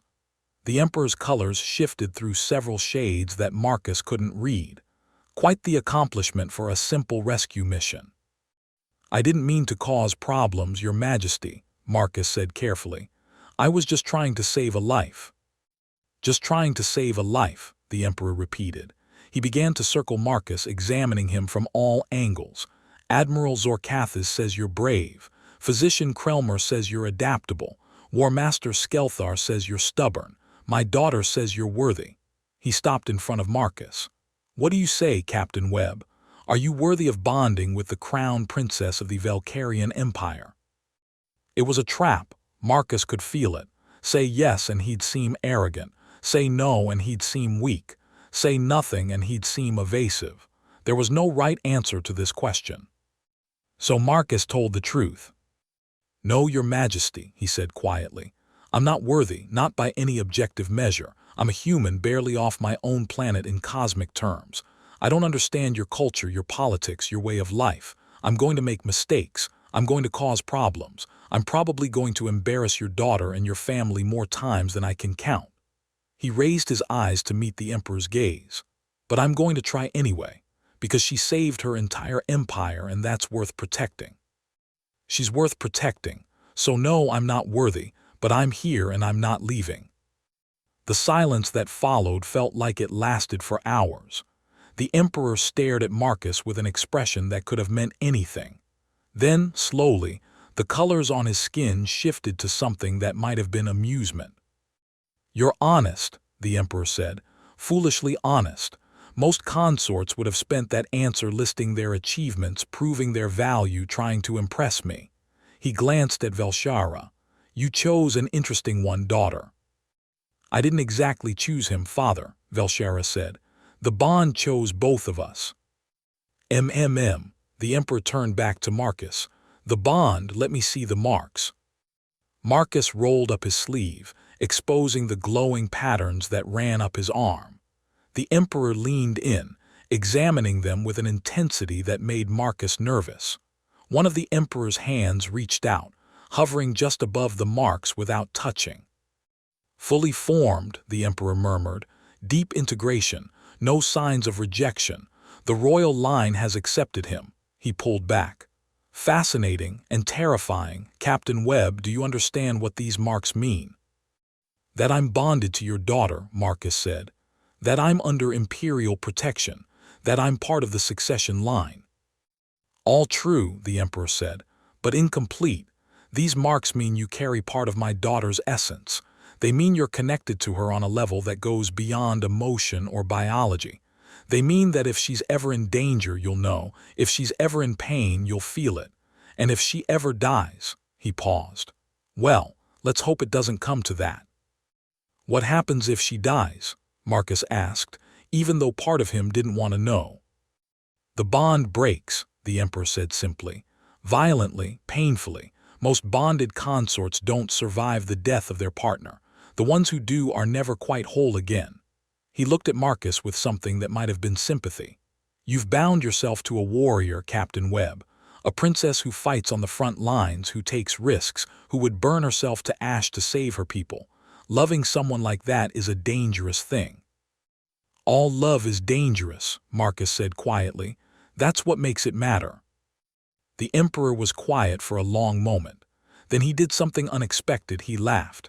It was a warm sound, almost musical, completely at odds with the formal atmosphere. "Oh, I like him," he said to Velshara. "He's naive, idealistic, and completely unprepared for what's coming. But he's honest, brave, and apparently willing to die for you. I suppose I can work with that." "Father," Velshara said warily, "what are you planning?" "Planning?" The Emperor's colors shifted to something innocent, too innocent. "I'm merely accepting reality, daughter. The bond is formed. It cannot be undone. Captain Webb is now part of our family with all the rights and responsibilities that entails." He turned to his advisors. "Prepare formal documentation. Marcus Webb is hereby recognized as royal consort to Crown Princess Velshara. He is granted the rank of Imperial Prince with all associated privileges. He is placed 15th in the line of succession, pending confirmation by the High Council."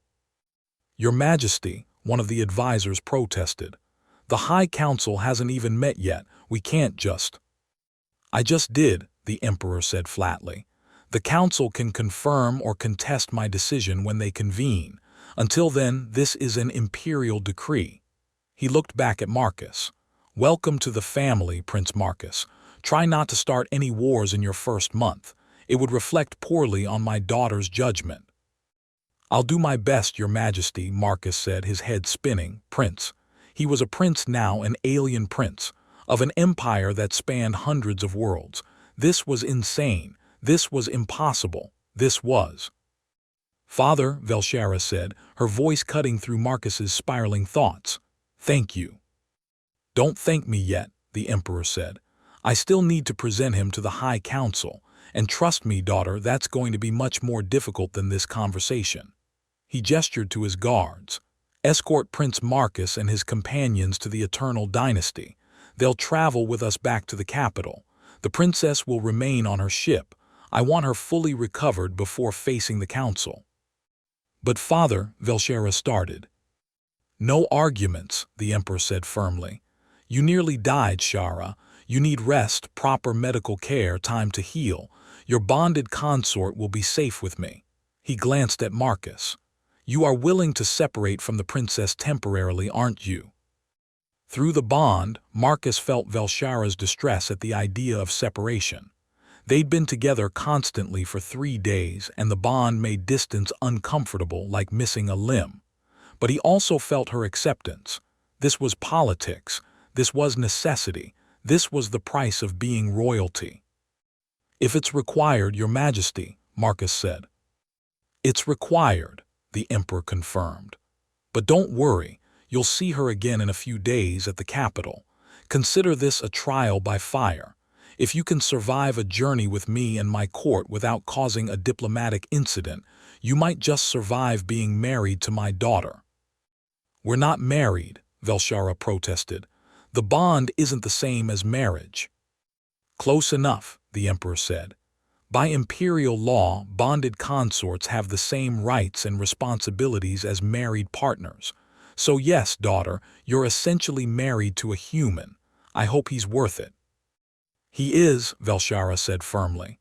Through the bond, Marcus felt her certainty, her conviction, and something deeper that made his chest tight. She believed in him, completely, utterly. Despite knowing him for only 3 days, despite all the problems he was causing, despite everything, she believed he was worth it. He hoped he could live up to that faith. Part 8. The Court of Monstrs. The Eternal Dynasty was less a ship and more a floating city.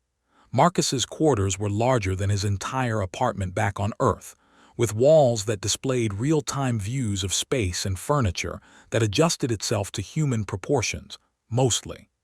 Chen and Rodriguez had been given similar accommodations, though they were housed in a different section of the ship, separated from Marcus by protocol and rank.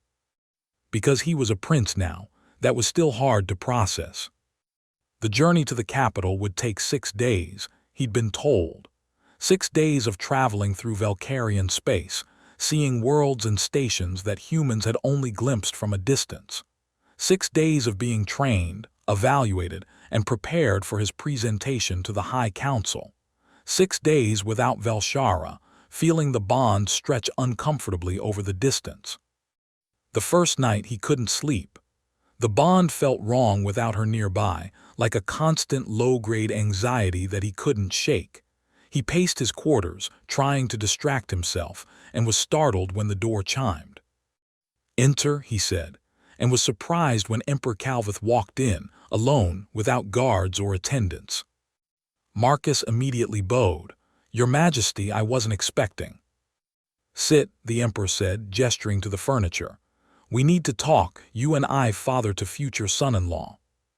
Marcus sat carefully on what looked like a chair, but felt like sitting on a particularly comfortable cloud.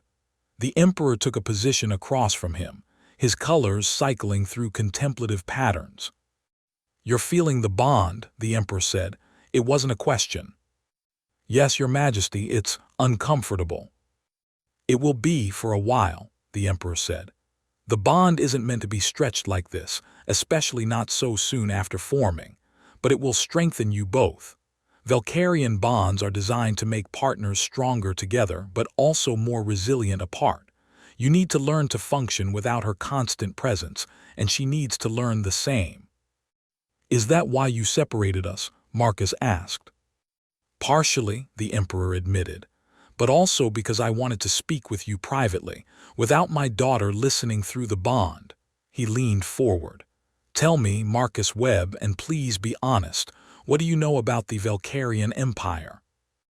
Marcus considered lying, making something up to sound more informed, but the Emperor had already praised his honesty. "Not much, Your Majesty. I know you've been observing humanity for decades. I know you're one of the oldest civilizations in the galaxy.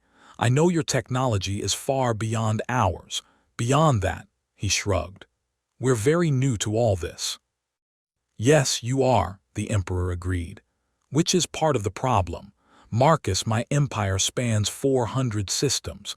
We have a population of over 1 trillion citizens. We've existed for 12,000 years, and in all that time we've remained relatively isolated by choice. Do you know why?" "No, Your Majesty." "Because the galaxy is full of predators," the Emperor said quietly. "Civilizations that see other species as resources to exploit, territories to conquer, threats to eliminate. For 12,000 years, we've maintained our isolation not out of pride but out of survival. We don't make alliances. We don't form confederations. We remain strong by remaining separate." "Until now," Marcus said, beginning to understand. "Until now," the Emperor confirmed. "You forced us into contact with humanity decades before we were ready. The High Council has been debating first contact protocols for your species for 20 years. They still haven't reached consensus. Some want to offer alliance. Others want to maintain distance. A few want to crush humanity before you become a threat." He watched Marcus's reaction. "Does that frighten you?" "Yes," Marcus said honestly, "but I don't think you invited me here to threaten me." "No, I invited you here to warn you," the Emperor said. "My daughter bonding with you has created a faction that never existed before, those who see an alliance with humanity as inevitable, possibly beneficial. But it's also energized those who see humans as a threat. And Marcus, there are powers within my empire that you cannot imagine. Houses that have been competing for influence for millennia. Factions that would kill you just to destabilize my daughter's position. You're not just a consort now. You're a political weapon, and everyone is trying to figure out how to use you." Marcus felt cold despite the comfortable temperature. "What should I do?"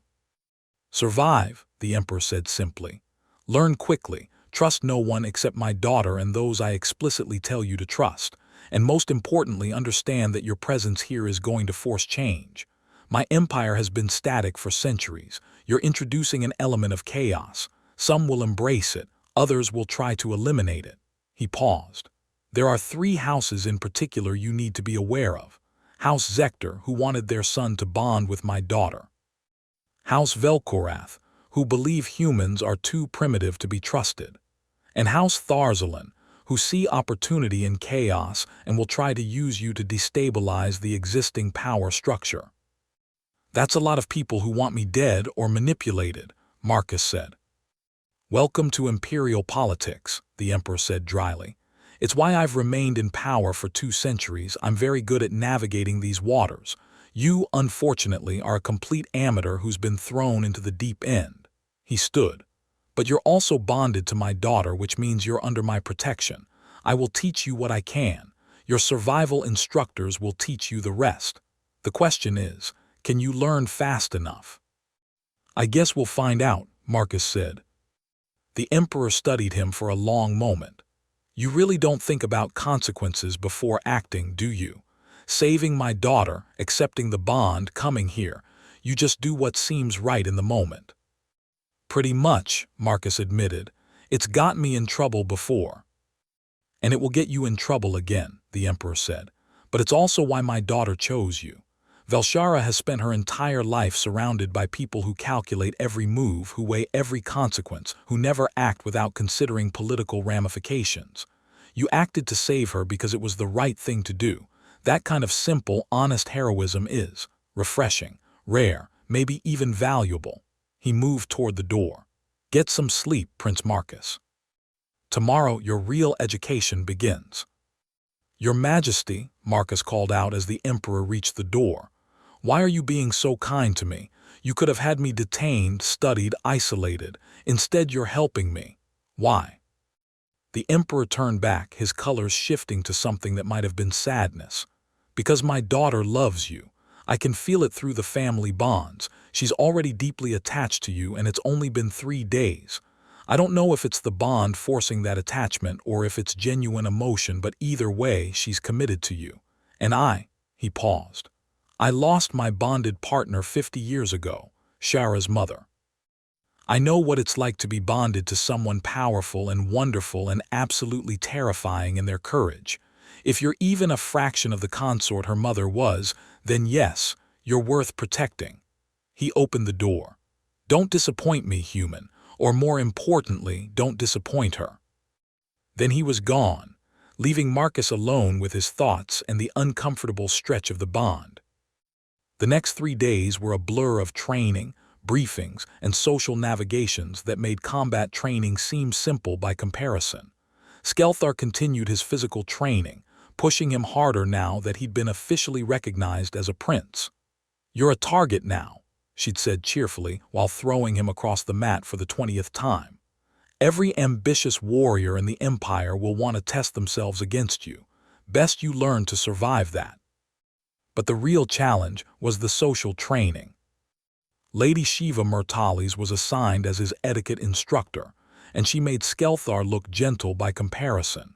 She was ancient, even by Velkarian standards, with skin that had faded to pale silver and eyes that saw every mistake, every hesitation, every cultural fumble.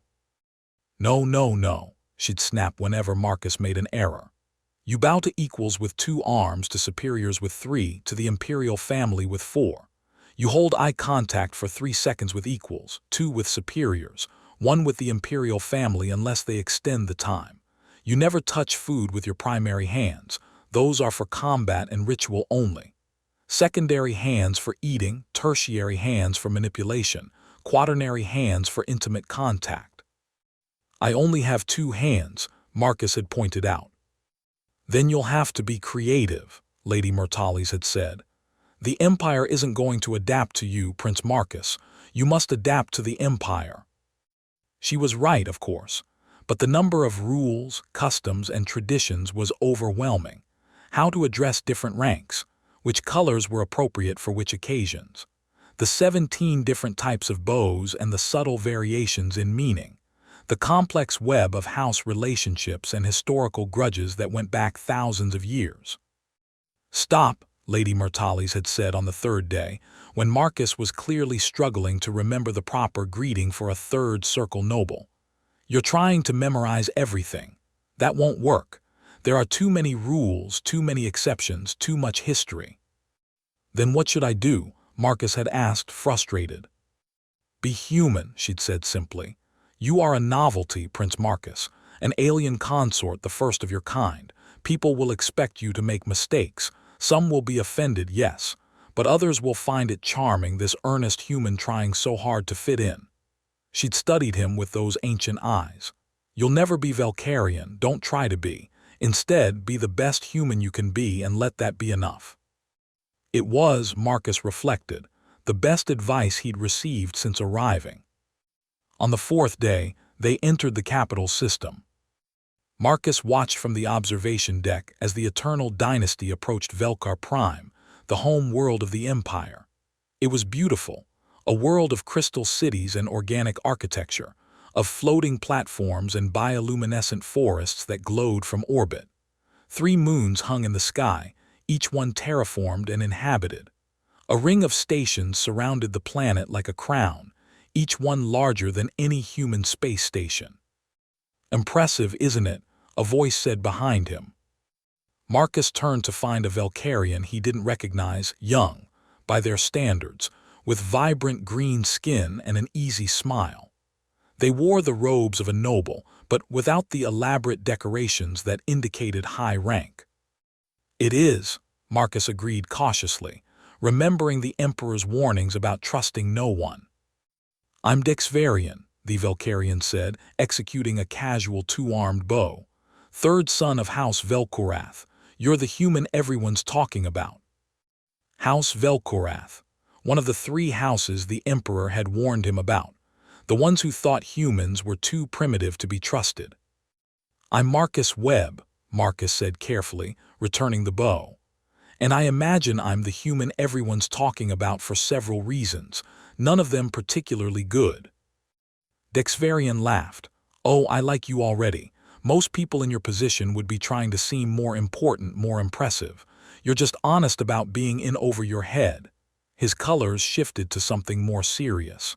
My family is not pleased about your bonding with the princess. I'm sure you've been told that. It's been mentioned, Marcus said warily.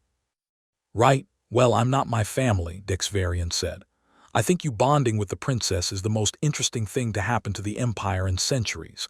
My family thinks humans are primitive. I think humans are innovative. They think you're a threat. I think you're an opportunity. He leaned against the observation window. So I'm going to give you some advice, human to Valkyrian who likes humans. When you face the High Council tomorrow, they're going to try to intimidate you. They're going to question your worthiness, your species' capability, your right to bond with royalty. Don't try to defend yourself with logic or precedent. That's their arena and you'll lose. Then what should I do? Marcus asked. Tell them a story, Dexvarian said. Tell them why you saved the princess. Tell them about human values, human courage, human stubbornness. Make them understand that you're not trying to be Valkyrian, you're offering something different, something they don't have. Because Marcus, you're right, your species is primitive compared to ours. But you know what you have that we don't? Hope. Optimism. This insane belief that things can get better, that problems can be solved, that one person can make a difference. He smiled.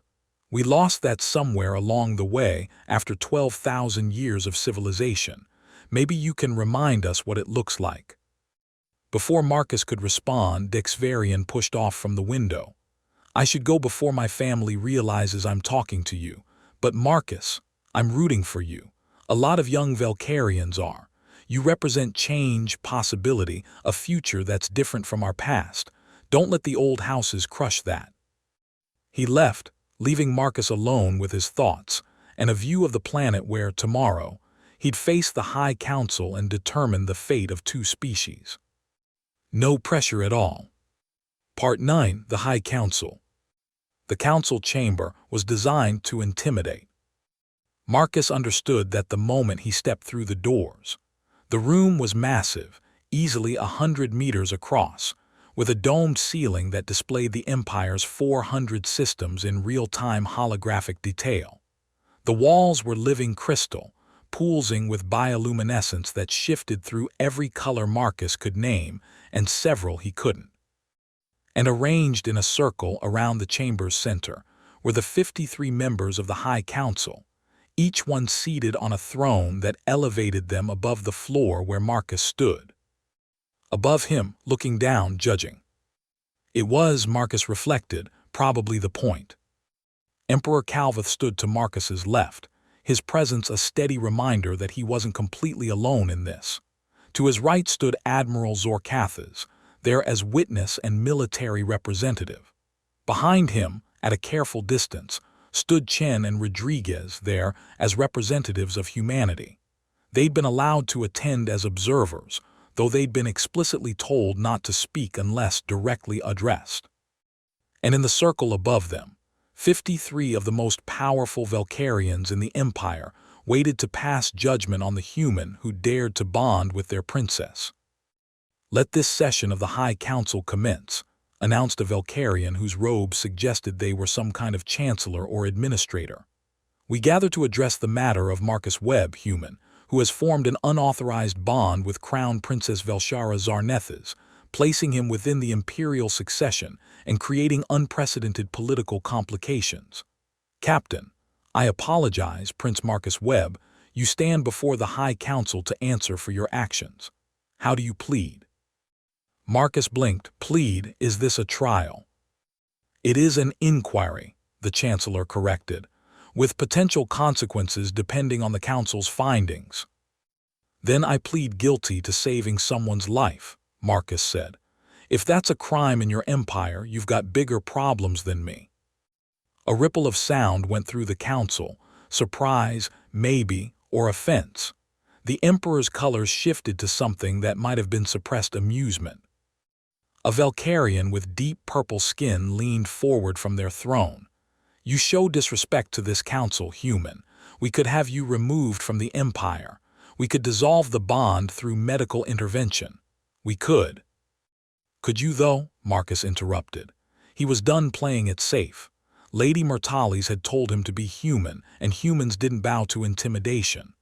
"Because from everything I've learned about Valkyrian bonds, they're permanent, unbreakable except by death. So all your threats are really just threats to kill me, which would hurt your princess, which seems counterproductive if you actually care about her." "We do not respond well to being lectured by primitive species," another council member said coldly. Marcus couldn't see which one. The thrones were arranged to make it difficult to identify individual speakers. "Then don't lecture me about bonds you can't break," Marcus said. "Look, I get it. I'm an outsider. I'm from a species you haven't even made official first contact with. I bonded with your princess without asking permission from anyone in this room. I've created political complications that are probably going to give you all headaches for decades. I'm sorry about that. But I'm not sorry I saved her life, and I'm not going to apologize for doing what needed to be done." "What needed to be done?" a new voice repeated, this one filled with contempt. A Valkyrian rose from their throne, a massive individual with crimson skin and armor that suggested military service. "You presume to know what was needed for our princess better than her own people. You presume to touch royalty without permission. You presume to insert yourself into our culture without understanding it." "I presume she deserved to live," Marcus shot back. "Everything else is secondary to that." "Is it?" The Crimson Valkyrian descended from their throne, stepping onto the chamber floor to face Marcus directly. "I am War Prince Zector of House Zector. I was designated as the primary candidate for bonding with Princess Velshara. That position was mine by right of achievement, by strategic alliance between our houses, by decades of careful negotiation. And you stole it in a single impulsive act." Ah, so this was one of the three the Emperor had warned him about. The rival suitor, nursing a wounded ego and probably planning revenge. "I didn't steal anything," Marcus said, meeting Zector's gaze. "The princess was dying. You weren't there, I was. That's not theft, that's timing." "Timing?" Zector repeated, his colors shifting to something dangerous. "Tell me, human, what makes you think you're qualified to be consort to the future empress? What strategic value does your species bring? What military might?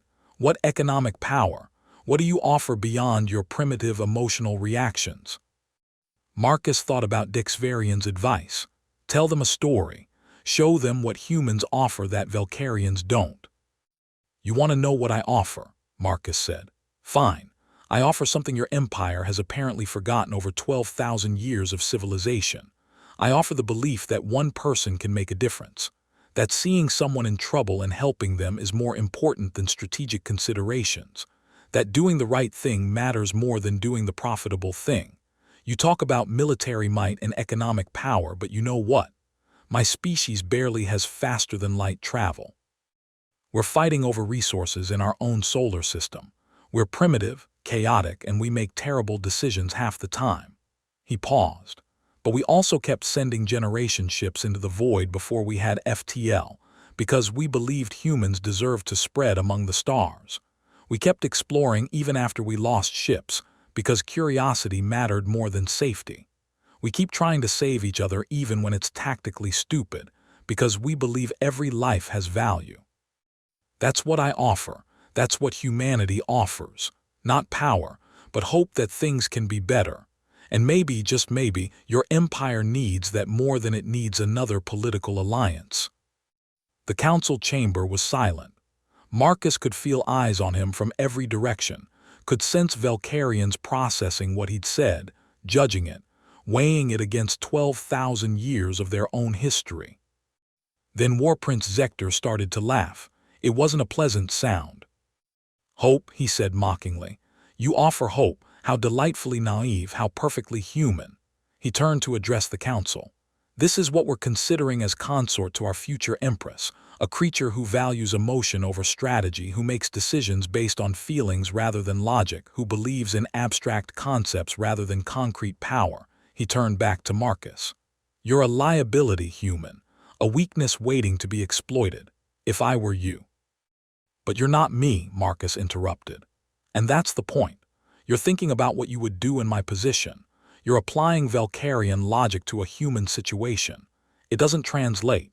We're different species with different values, and instead of seeing that as a problem, maybe you should see it as an advantage.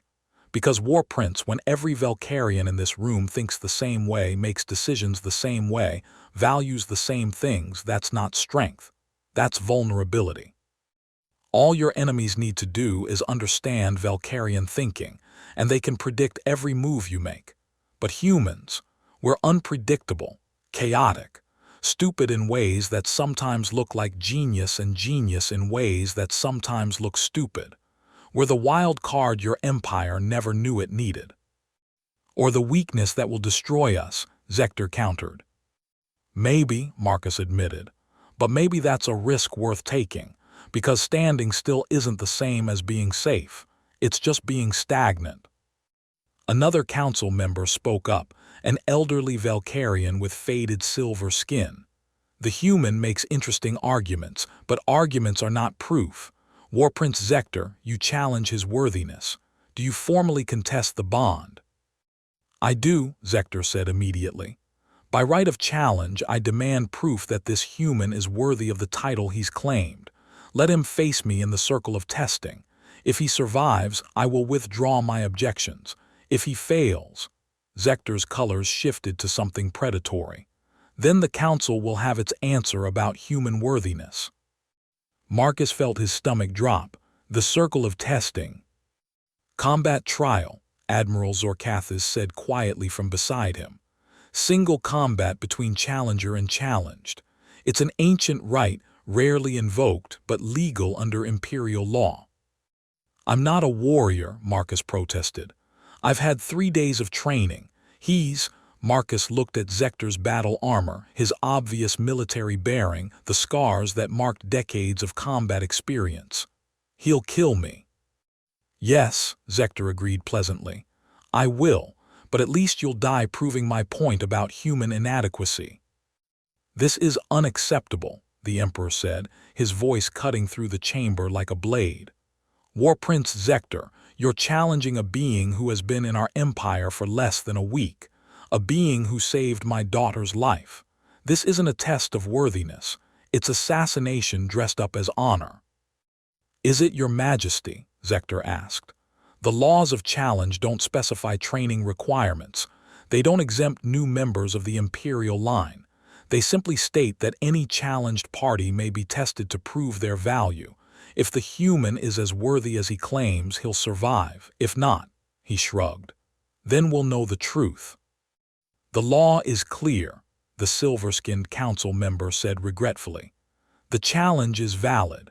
Prince Marcus must either accept or forfeit his position within the imperial line, including his bond with the princess. "Forfeit the bond," Marcus said. "You just told me bonds were permanent." "They are," the emperor said grimly.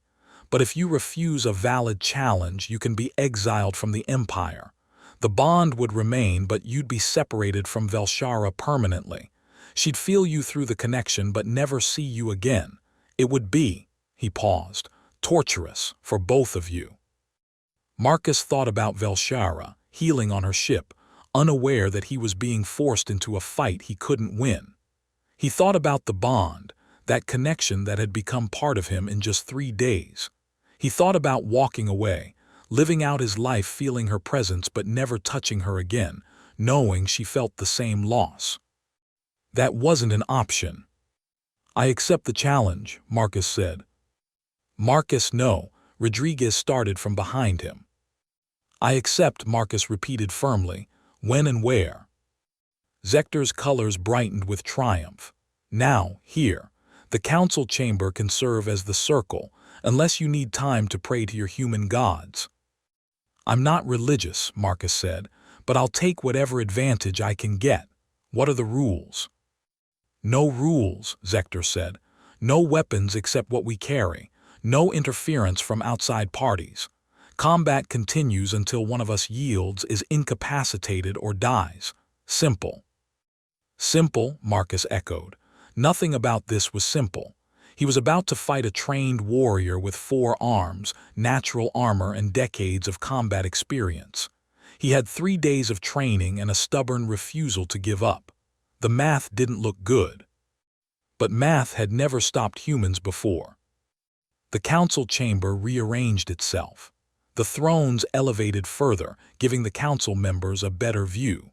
The floor cleared, leaving a circular space about 20 meters across. Holographic markers appeared at the edge, defining the boundary. Step outside that boundary and you forfeited. The emperor pulled Marcus aside. "Listen to me," he said urgently. "Zector is a war prince. He's killed more enemies than you've had birthdays. You can't beat him in a straight fight." "Then what do I do?" Marcus asked. "Be human," the emperor said. "Be unpredictable, be everything he doesn't expect. And Marcus," his colors shifted to something serious, "don't die. My daughter would never forgive me, and I'd never forgive myself." Admiral Zorkath's approached from the other side. "Use his confidence against him," she advised. "He thinks you're weak. Make him pay for that assumption. And remember, you don't have to beat him. You just have to survive long enough for him to respect you, or make a mistake." "That's not much of a strategy," Marcus muttered. "It's better than nothing," the admiral said. "Now go, show these council members what humans are capable of." Marcus stepped into the circle. Across from him, War Prince Zector was removing his outer robes, revealing armor that looked like it had been grown directly onto his body. All 4 of his arms were in motion, stretching, preparing. He was huge, at least 7 feet tall, with muscles that suggested he could break Marcus in half without much effort. "Last chance to yield," Zector called out. "I'll make it quick if you surrender now." "No thanks," Marcus said. "I'm good." "Your funeral, human." The silver-skinned council member raised a hand. "Let the circle of testing begin. May truth prevail." Zector moved. Fast, impossibly fast for something so large. He crossed the circle in 3 strides, all 4 arms reaching for Marcus in a coordinated attack pattern that Skelthar had described, but Marcus had never actually faced. Marcus dove sideways, rolled, came up moving. Zector's hands closed on empty air. The War Prince pivoted, faster than Marcus expected, and backhanded him with enough force to send him sprawling. Pain exploded across Marcus's face. He tasted blood. Through blurred vision, he saw Zector advancing, taking his time now, confident. "Get up, get up, get up." Marcus forced himself to his feet. His cheek was already swelling, his vision swimming. 1 hit. Zector had landed 1 hit and Marcus was already struggling. Is this what humanity offers? Zector taunted. Weakness, fragility. You should have stayed on your primitive planet, human. Marcus didn't respond. He was too busy trying to breathe, trying to think through the pain. Zector was right. He couldn't win this through strength or skill, but the Emperor had said to be unpredictable, to be human. Humans didn't fight fair. Zector attacked again, and this time Marcus didn't dodge. He stepped into the attack, inside Zector's reach where those four arms couldn't get proper leverage. He grabbed the War Prince's primary arm with both hands and twisted, using Zector's own momentum against him. It worked, barely. Zector stumbled, surprised, and Marcus used that split second to drive his elbow into what he hoped was a vulnerable spot, the joint where neck met shoulder. Zector grunted in pain, actual pain. Better, the War Prince said, sounding almost pleased, but not good enough. He grabbed Marcus with two arms, lifted him off the ground, and threw him halfway across the circle. Marcus hit the ground hard, the impact driving the air from his lungs. He rolled with the momentum, came up against the boundary markers. If he crossed them, he forfeited. If he stayed, Zector would kill him. Neither option was acceptable. Through the pain, through the fear, Marcus heard a voice in his head, not his own voice, Velshara's. Marcus, what's happening? You're in pain. The bond, she could feel him even across the distance. I'm okay, he thought back, hopping the bond carried his words. Just in trouble, but I'm okay. What trouble? No time to explain. Zector was coming again, and Marcus needed every scrap of concentration he could muster. He'd been thinking about this wrong. He wasn't going to win through combat skills, but he'd survived 3 days of training with Skelthar. He'd learned to take a hit and keep moving. He'd learned that humans had one advantage over Valkyrians: endurance. Valkyrians were faster, stronger, more skilled, but humans could keep going long after other species quit. All he had to do was not die. Let Zector tire himself out, wait for mistakes. It was a terrible plan, but it was the only plan he had. For the next several minutes, Marcus became very good at not dying. He dodged, blocked, absorbed hits that made his bones ache and kept moving. He didn't try to win exchanges, he just tried to survive them. Zector's attacks became more aggressive, more frustrated. The War Prince was used to opponents who either matched his skill or died quickly. He wasn't used to someone who just wouldn't stop. Stand still and die honorably. Zector snarled after Marcus dodged another combo attack. Not my style, Marcus gasped. His ribs were screaming. His left arm wasn't working properly. Blood was dripping into his eyes, but he was still standing. That's when Zector made his mistake. Frustrated by Marcus's refusal to engage properly, the War Prince lunged with all four arms extended, trying to grab and finish this fight. It left his center exposed for just a fraction of a second. Marcus stepped inside the grab, using the only weapon he had that Valkyrians didn't, his head. He drove his forehead into Zector's face with every ounce of strength he had left. The impact made stars explode behind Marcus's eyes, but he heard something crunch, felt Zector stagger backward, saw green blood, Valkyrian blood, flowing from the War Prince's nose. You head-butted me, Zector said, sounding genuinely shocked. Humans don't fight fair, Marcus said through split lips. Thought you should know. For a moment they just stood there, both bleeding, both exhausted.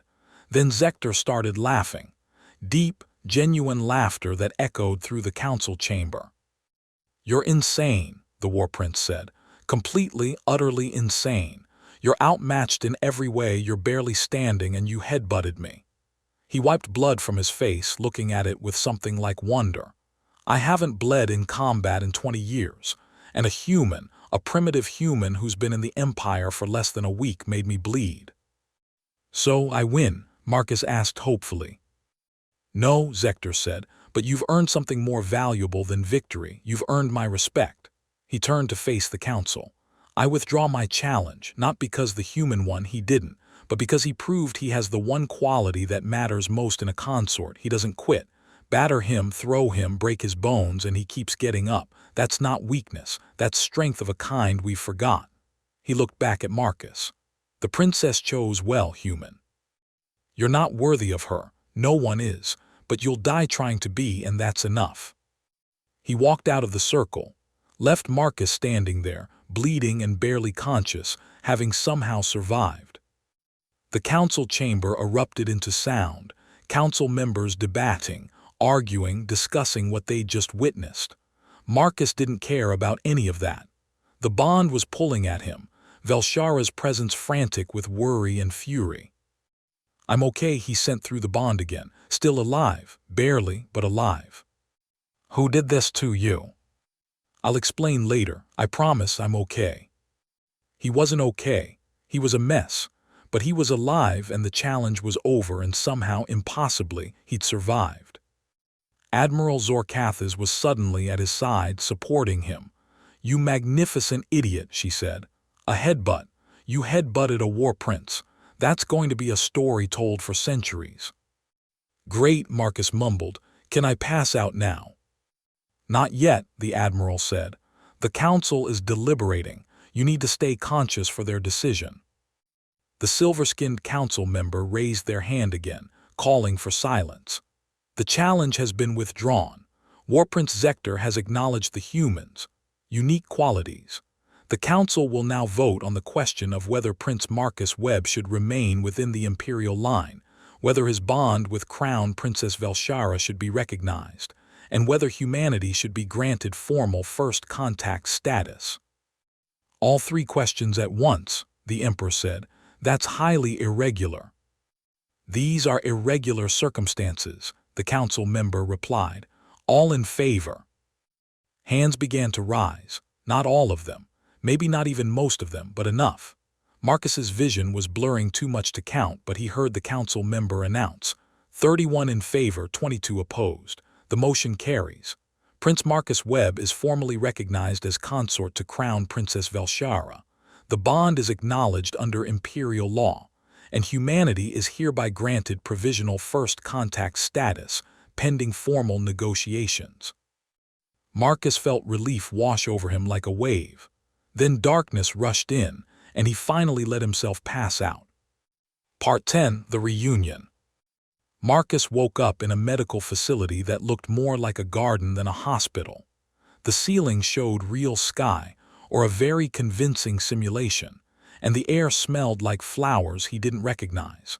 Every part of his body ached, but it was a distant ache, muffled by whatever drugs the Velcarian medical staff had given him. You're awake, a familiar voice said. Marcus turned his head carefully and saw Velshara sitting beside his bed. She looked healthy now, fully recovered, her colors bright and vibrant. She also looked furious. Hi, Marcus said weakly. How long was I out? 2 days, Velshara said. Her voice was controlled, but through the bond Marcus felt her emotions roiling. Relief, anger, fear, and a fierce protective instinct that would have been terrifying if it wasn't directed at protecting him. 2 days I've been trying to reach you through the bond, feeling you unconscious, knowing you were hurt but not knowing why. 2 days my father refused to tell me what happened, saying you'd want to explain yourself. So explain, Marcus Webb. Explain why I felt you dying across half the empire. I wasn't dying, Marcus protested. I was just strategically losing consciousness.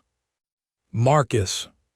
The way she said his name, flat, dangerous, made him realize he needed to tell her the truth. War Prince Zector challenged me, Marcus said. In front of the High Council, combat trial, I couldn't refuse without losing my position and being exiled from the Empire. He saw her colors shift to rage and quickly continued. But I survived. I didn't win, but I survived, and he withdrew the challenge. The council voted to recognize our bond. Everything worked out. Everything worked out, Velshara repeated. Her 4 hands were clenching and unclenching. You fought Zector, one of the best warriors in the Empire, with 3 days of training, and you call that working out. I'm alive, aren't I? Barely, Velshara started packing. You could have died. You could have been killed in front of the entire council, and I would have felt it happen through the bond. Do you understand what that would have done to me?" "I didn't have a choice," Marcus said quietly. "If I'd refused, we'd have been separated forever. I couldn't accept that." Velshara stopped packing.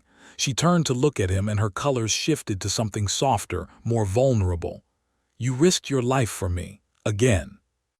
"That seems to be becoming a habit," Marcus admitted. She moved back to his bedside, taking his hand with one of hers. "My father told me what you said to the council, about hope, about human values, about being unpredictable and chaotic, and offering something we'd forgotten. He said you were magnificent." "I was terrified," Marcus said. "You were both," Velshara said. "That's what makes it magnificent." She was quiet for a moment. "Marcus, I need to tell you something, about the bond, about us." "Okay," Marcus said warily. "When I agreed to let you try the bond, when I felt it forming, I thought it was just survival, a necessity, a way to stay alive." She paused, her colors cycling through complicated patterns. "But it's been 6 days now.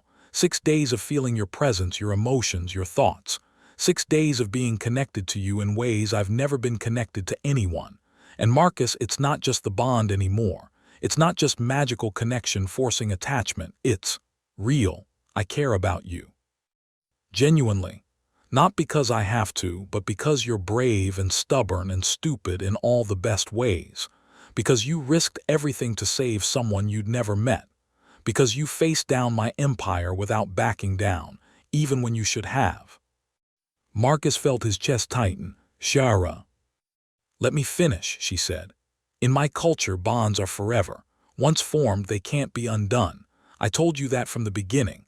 But what I didn't tell you is that Valkyrian bonds can exist in 2 states, bound in duty or bound in love.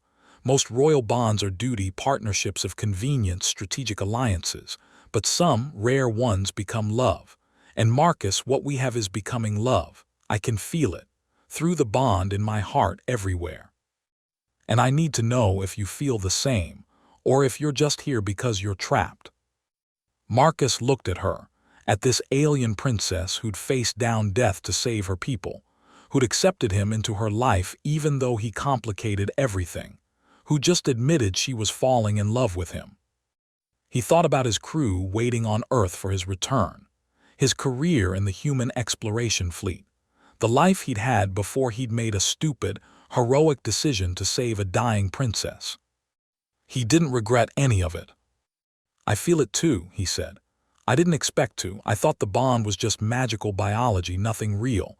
But Shara, I've spent 6 days knowing you through the bond, and I like what I see. I like your courage, your determination, your fierce love for your people. I like that you laugh at my stupid human jokes and that you're not afraid to tell me when I'm being an idiot.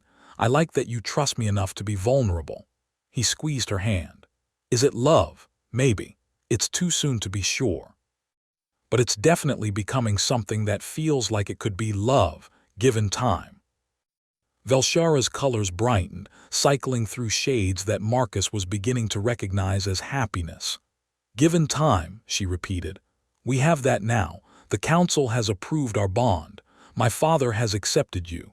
You've survived your first week in the Empire without dying. Everything from here is possibility." "Possibility," Marcus said. "I like that." She leaned down and pressed her forehead against his, a Valkyrian gesture of intimacy he'd learned. "You're mine now, Marcus Webb, officially, legally, emotionally, and I'm yours. Are you ready for what that means?" "Probably not," Marcus admitted, "but I'm ready to try." Velshara kissed him. It was awkward, different species, different biology, a mouth that was too wide and teeth that were too sharp. But it was also perfect, in the way that only imperfect things can be perfect. A bridge between worlds, between species, between 2 beings who had no business falling for each other but were doing it anyway. When they finally broke apart, Marcus was smiling despite the aches and pains. "So what happens now?" he asked. "Now," Velshara sat back down, her colors cycling through contemplative patterns. "Now you heal. Then we go home to my estate on Velkar Prime. We begin the formal integration process. You learn more about our culture, our politics, our world. Your companions return to human space with news of first contact. And she paused. We figure out what a human-Valkyrian relationship actually looks like. We make it up as we go. No pressure, Marcus said. All the pressure, Velshara corrected. We're essentially creating a template for human-Valkyrian relations. Everything we do will be watched, analyzed, copied, or criticized. We'll make mistakes. We'll probably cause at least 3 diplomatic incidents, but Marcus, we'll do it together. Together, Marcus agreed. I can work with that. The door to the medical facility opened and the Emperor walked in, followed by Admiral Zorkathas, Physician Krelmer, and to Marcus's surprise, Chen and Rodriguez. "Sir," Rodriguez said, grinning, "you're awake. We've been trying to visit, but they kept saying you needed rest and the princess was being really protective and—" "Rodriguez," Chen cut him off gently, "let the man breathe." She looked at Marcus with an expression that was equal parts pride and exasperation. "Sir, I've been composing the report for Fleet Command. It currently runs to 47 pages and includes phrases like alien royalty, interspecies bonding, and combat trial against war prince. They're going to think I'm making it all up." "Tell them the truth," Marcus said. "Let them deal with it." "They're probably going to recall you," Chen said carefully. "For debriefing at minimum. Maybe court-martial, depending on how the admirals interpret your actions." "Let them try," Velshara said, her voice taking on an edge. "Marcus is part of the Imperial line now, under our protection. If the human fleet wants him back, they'll have to negotiate with the Empire, and I don't negotiate about what's mine." The Emperor cleared his throat. "Which brings us to the official purpose of this visit. Captain Webb, Prince Marcus, your actions have accelerated first contact between our species by several decades. This creates both opportunities and complications. The High Council has decided to offer a formal proposal to your human exploration fleet, a cultural exchange program.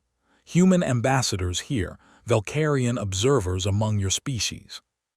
Sharing of certain technologies, establishment of trade routes, mutual defense agreements. Nothing binding immediately, but the foundation for a relationship between our peoples." "And you want me to be part of that?" Marcus asked. "You already are part of it," the Admiral said. "Like it or not, you're the face of humanity to our empire. Every Valkyrian who doubts your species will be watching you. Everyone who believes in the potential of our alliance will be citing you as proof. You're a bridge, Marcus. The question is whether you can bear the weight of that responsibility." Marcus looked at each person in the room. The Emperor who'd given him a chance when he didn't have to. The Admiral who'd trained him to survive. Chen and Rodriguez, his crew, his friends, his connection to home. Velshara, his bond, his partner, possibly his future. "I'll do my best," Marcus said finally. "I'll probably screw up. I'll definitely make mistakes, but I'll try, for humanity, for the Empire, for her." He gestured to Velshara. "That's all I can promise." "That's enough," the Emperor said. "Because Marcus Webb, that attitude, that stubborn, ridiculous, very human refusal to quit, is exactly what we needed. You saved my daughter's life. You survived challenges that should have killed you. You faced down the High Council and lived to tell about it. And now you're going to help build something unprecedented. Peace between species that have no reason to trust each other except for one stupid, brave human who reached out his hand to help." "When you put it that way," Marcus said, "it sounds almost inspirational." "It is inspirational," Rodriguez said earnestly. "Sir, do you realize what this means? Humanity isn't alone anymore. We have allies, partners, friends among the stars, because you were willing to save someone who needed saving." "I just did what anyone would do," Marcus protested. "No," Velshara said firmly. "You did what a human would do, and that made all the difference." Epilogue 3 months later. The formal bonding ceremony was beautiful. Marcus stood in the heart of the Crystal Palace on Velkar Prime, wearing robes that had been specially designed to accommodate his two-armed biology. Around him, Thousands of Velcarians had gathered to witness the official recognition of his bond with Crown Princess Velshara. Holographic displays carried the ceremony to every corner of the empire, 400 systems watching as a human became the first alien consort in Velcarian history. It should have been terrifying. Instead, Marcus found himself calm. Maybe it was the bond, letting him feel Velshara's steady presence. Maybe it was the 3 months he'd spent learning to navigate imperial politics and culture. Maybe it was simply that after everything he'd survived, the corruption, the High Council, combat with Zector, a ceremony didn't seem that scary. Velshara stood beside him, radiant in formal robes that shifted colors with her emotions. Through the bond, Marcus felt her happiness, her pride, her love. Yes, love. They'd figured that out about a month ago, one quiet evening when they'd been discussing trade agreements and Marcus had made a terrible joke about tariffs. She'd laughed, and through the bond they'd both felt it simultaneously. This is love. This impossible cross-species, completely insane thing we've built is love. They'd kissed for about an hour after that realization. The ceremony concluded with the traditional exchange of vows, promises to protect, to serve, to honor each other until death. Marcus spoke his vows in Velcarian, still accented but understandable. Velshara spoke hers in standard English, perfect and clear. A bridge between languages, between cultures, between species. When it was over, when they'd been officially recognized as bonded partners in front of the Empire, Velshara took Marcus's hand and led him to the balcony overlooking the capital city. Below them, millions of Velcarians celebrated. Above them, the 3 moons hung in the sky, and in orbit Marcus could see human ships. The first formal delegation from Earth arrived just last week. Regrets? Velshara asked quietly. About saving you, Marcus shook his head. Never about headbutting a war prince, maybe a little. My skull still aches sometimes. Velshara laughed, that musical sound that Marcus had come to love. You're ridiculous. You're stuck with me, Marcus pointed out. Bonds permanent, remember. I remember, Velshara said. She pulled him close, all 4 of her arms wrapping around him in an embrace that should have been awkward but felt perfectly natural. I remember that you touched me when I was dying. I remember that you risked everything for someone you didn't know. I remember that you stood before an empire and refused to back down. And I remember thinking, even then, that maybe humanity had something to teach us after all. What's that? Marcus asked. That one person can make a difference, Velshara said. That doing the right thing matters more than doing the safe thing. That sometimes the most powerful thing you can do is just reach out your hand and help. She pressed her forehead to his. You changed everything, Marcus Webb. Not through conquest or politics or grand strategy. You changed everything by being kind when you didn't have to be, by being human when the Empire needed it most. Marcus looked out over the alien city, at the celebration happening in honor of a bond that shouldn't have been possible. He thought about his crew, Chen and Rodriguez, back on Earth telling stories about their captain who'd accidentally started first contact by saving a princess. He thought about the future, uncertain, complicated, full of challenges neither species could have predicted. He thought about how he'd almost walked away, almost decided the risk was too great, the complications too severe, the cultural differences too vast. Thank God he'd been stupid enough to reach out his hand anyway. Hey Shara, he said. Yes, my love. Your empire is going to bow to me now, right? That's what the title said. And her empire bowed. Velshara smiled, showing all those sharp teeth. Oh, some of them will bow. Others will challenge you. Others will test you. Being imperial consort means you've earned respect, Marcus, not submission. You'll have to keep earning it every day for the rest of your life. Sound exhausting, Marcus said. It is, Velshara agreed. But you're human. You're stubborn, chaotic, and apparently too stupid to quit when any rational being would. You'll be fine. Thanks for the vote of confidence, Marcus said dryly. Always, Velshara said. They stood there together, watching as two species began the long, complicated process of learning to coexist. It wouldn't be easy. There would be conflicts, misunderstandings, moments when the whole thing seemed ready to fall apart. But they had something that made it worth trying: hope. The very human belief that things could get better, that bridges could be built, that touching someone who needed help was always the right choice. Marcus had touched a dying alien princess, and in doing so, had changed the fate of two empires. Not bad for a survey ship captain who'd just been trying to do the right thing. "Come on," Velshara said, pulling him back toward the palace.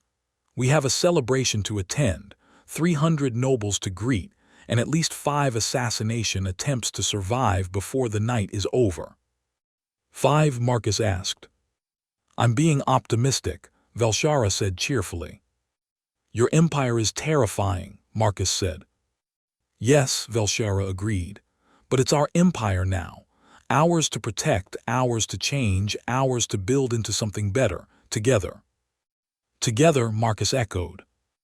And hand in hand, human and Valkyrian, captain and princess, two beings from different worlds walked forward into an impossible future. They'd figure it out as they went. They always did.